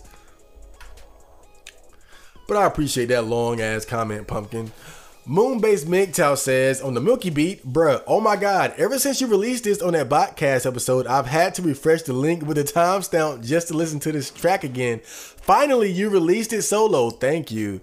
And I believe he left a comment on that episode asking what that beat was, and I saw it, but you know how I am, procrastinating like a motherfucker. I was like, I'll eventually upload it. But the thing about it was that when I made that beat, like I kind of just threw it together real quick. It wasn't a beat that really stood out to me, so I didn't expect anybody to really enjoy it so much. So I just kind of threw it together and I forgot about it, and then I was like, oh, I haven't uploaded anything in a while. Let me upload this beat. But I'm glad somebody appreciated it so much. But really, it was just a stock standard beat that I made to just to keep my fangs sharp. But yeah, I appreciate that. Moon-based mate. This guy is loyal to the gang. He's a loyal friend of the channel. John Teeter says on the Opie song, dude, that Me Too line was fucking amazing. Hold up, what was that? What was the Me Too line?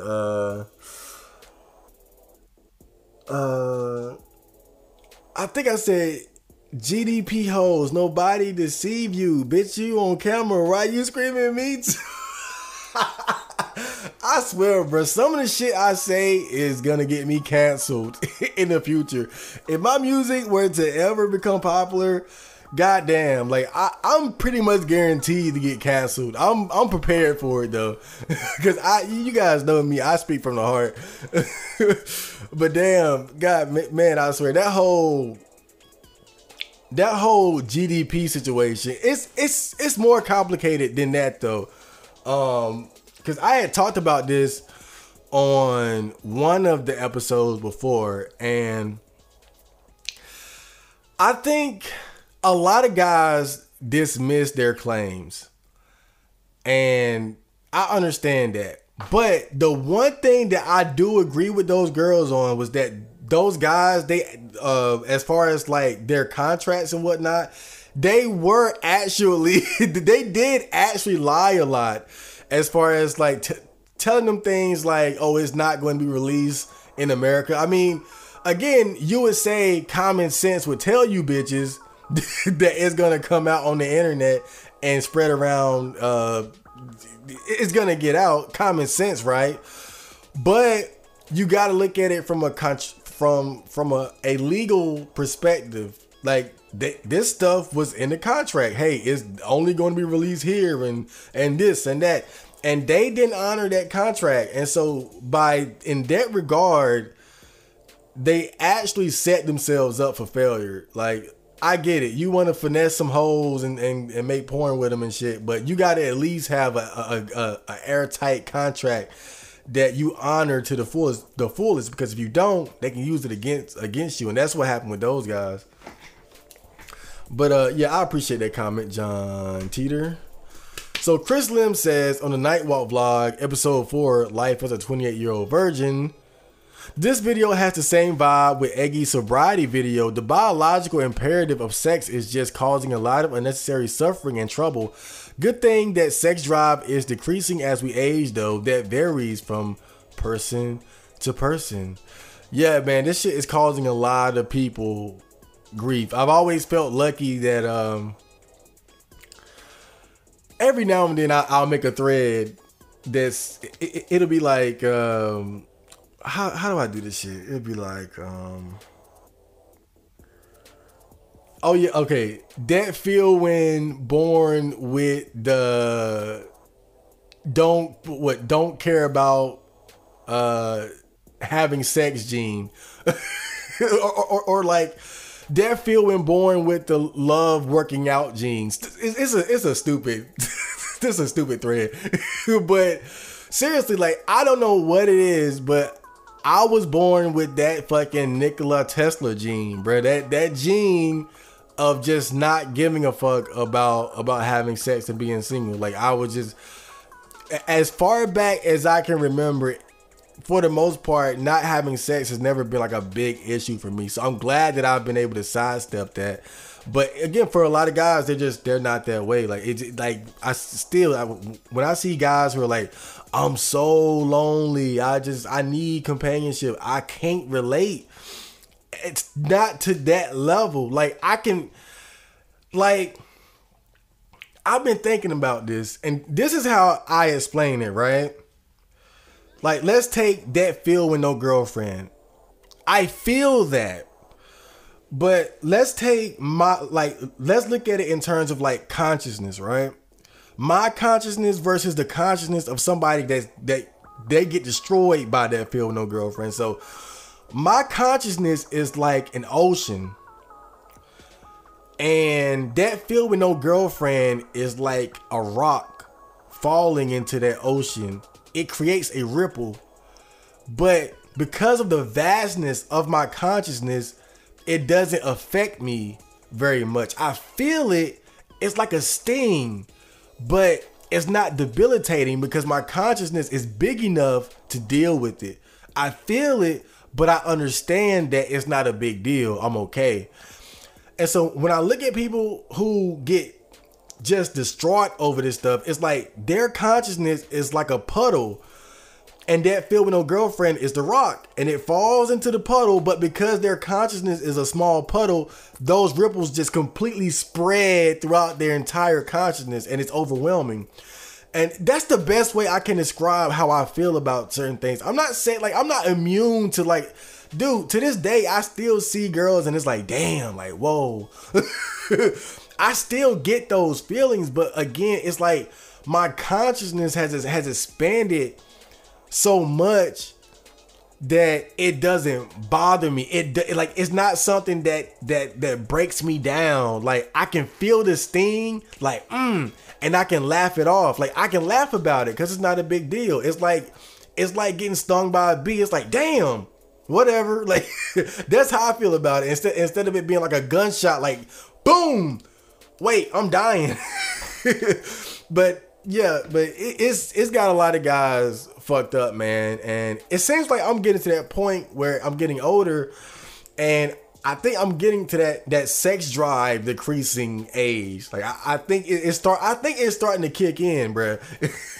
I think it's starting to kick in because even like masturbating to porn, it don't hit the same like it used to. But excuse me, I appreciate that comment, Chris Redfield. Tosco says on the Nightwalk vlog, episode 4 video, the hoops you gotta jump through to get pussy. Yeah, the dating game is starting to look like Superman 64 now. And then just random shit says you are correct. If you guys don't know, Superman 64 is one of the worst games in the world. It was like this virtual reality world that Superman got stuck in, and you had to fly through all these goddamn hoops and shit. But I've said this before, but when I see girls now, it's like looking at a job application. It's like that's what I see now. It's like I see a job application and a long line of men waiting to fuck her, and instantly like I lose interest. And there was a thread on R9K just a few minutes ago. It's probably still up now, and the guy was like, why are guys really afraid to approach women? And there was a guy who had posted it in that thread, and he said something like, "There's no benefit, there's nothing to gain, and whatnot." And I kind of see where he's coming from, because it's not like what discourages me from pursuing women. It's not just like a fear of rejection. Like it's not that. It's that even if you get past that point, that's when the games really begin, because you're still dealing with a woman who has options, and she's going to have certain demands that she wants you to comply with in order for the relationship to work. And I think that's what really discourages me the most, because I can see the hoops, but like I can already see the hoops. I can see the flaming hoops flying suspended in the air and shit. I can see it all, bro. And see, approaching a woman and all that's step one. It's 9 more steps to this shit, bro, and it's them damn hoops. And that's what really discourages me, is that even if you don't get rejected, the games are only beginning. Goddamn. But I appreciate that comment. And so last but not least, we have Egg Wars Archive. He says on the Nightwalk vlog, episode 4, you ever blaze a blunt on one of these night walks? Getting even a little high in the early AM is very dreamlike experience. And then Autistic Retard says, I used to do that as a teenager, and this boomer roastie would come out of her house and yell at me that she was gonna call the cops. LMAO. On the Snowland night walk, I was smoking right before I had went out. But these days I don't smoke a lot these days. I really cut back because I've been wanting to spend my money on other things. I've been buying like all kinds of just things that I really need.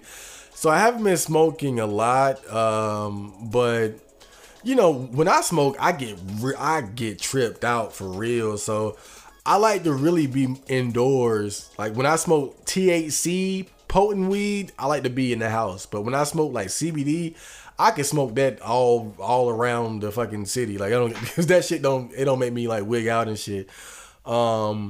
But and especially like more recently, I've been way more into smoking CBD though, because it doesn't make me paranoid, and I can still like function while I smoke. So if I'm smoking that, then yeah, I can smoke that and do just about anything. Go outside, go running, go to the store, work on music and whatnot. But regular THC weed, nah, I don't.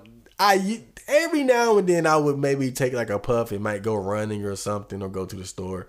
But I try to avoid that because I like to really be in my comfort zone when I'm smoking weed. So I appreciate those comments, guys. And that is the episode. And I will return more later with more OCM Botcast and everything else. So you guys stay healthy. You guys stay determined to make your lives better every day. Let's do it. Let's make it, whatever it is. And I will see you later. Chad Marco out in the building.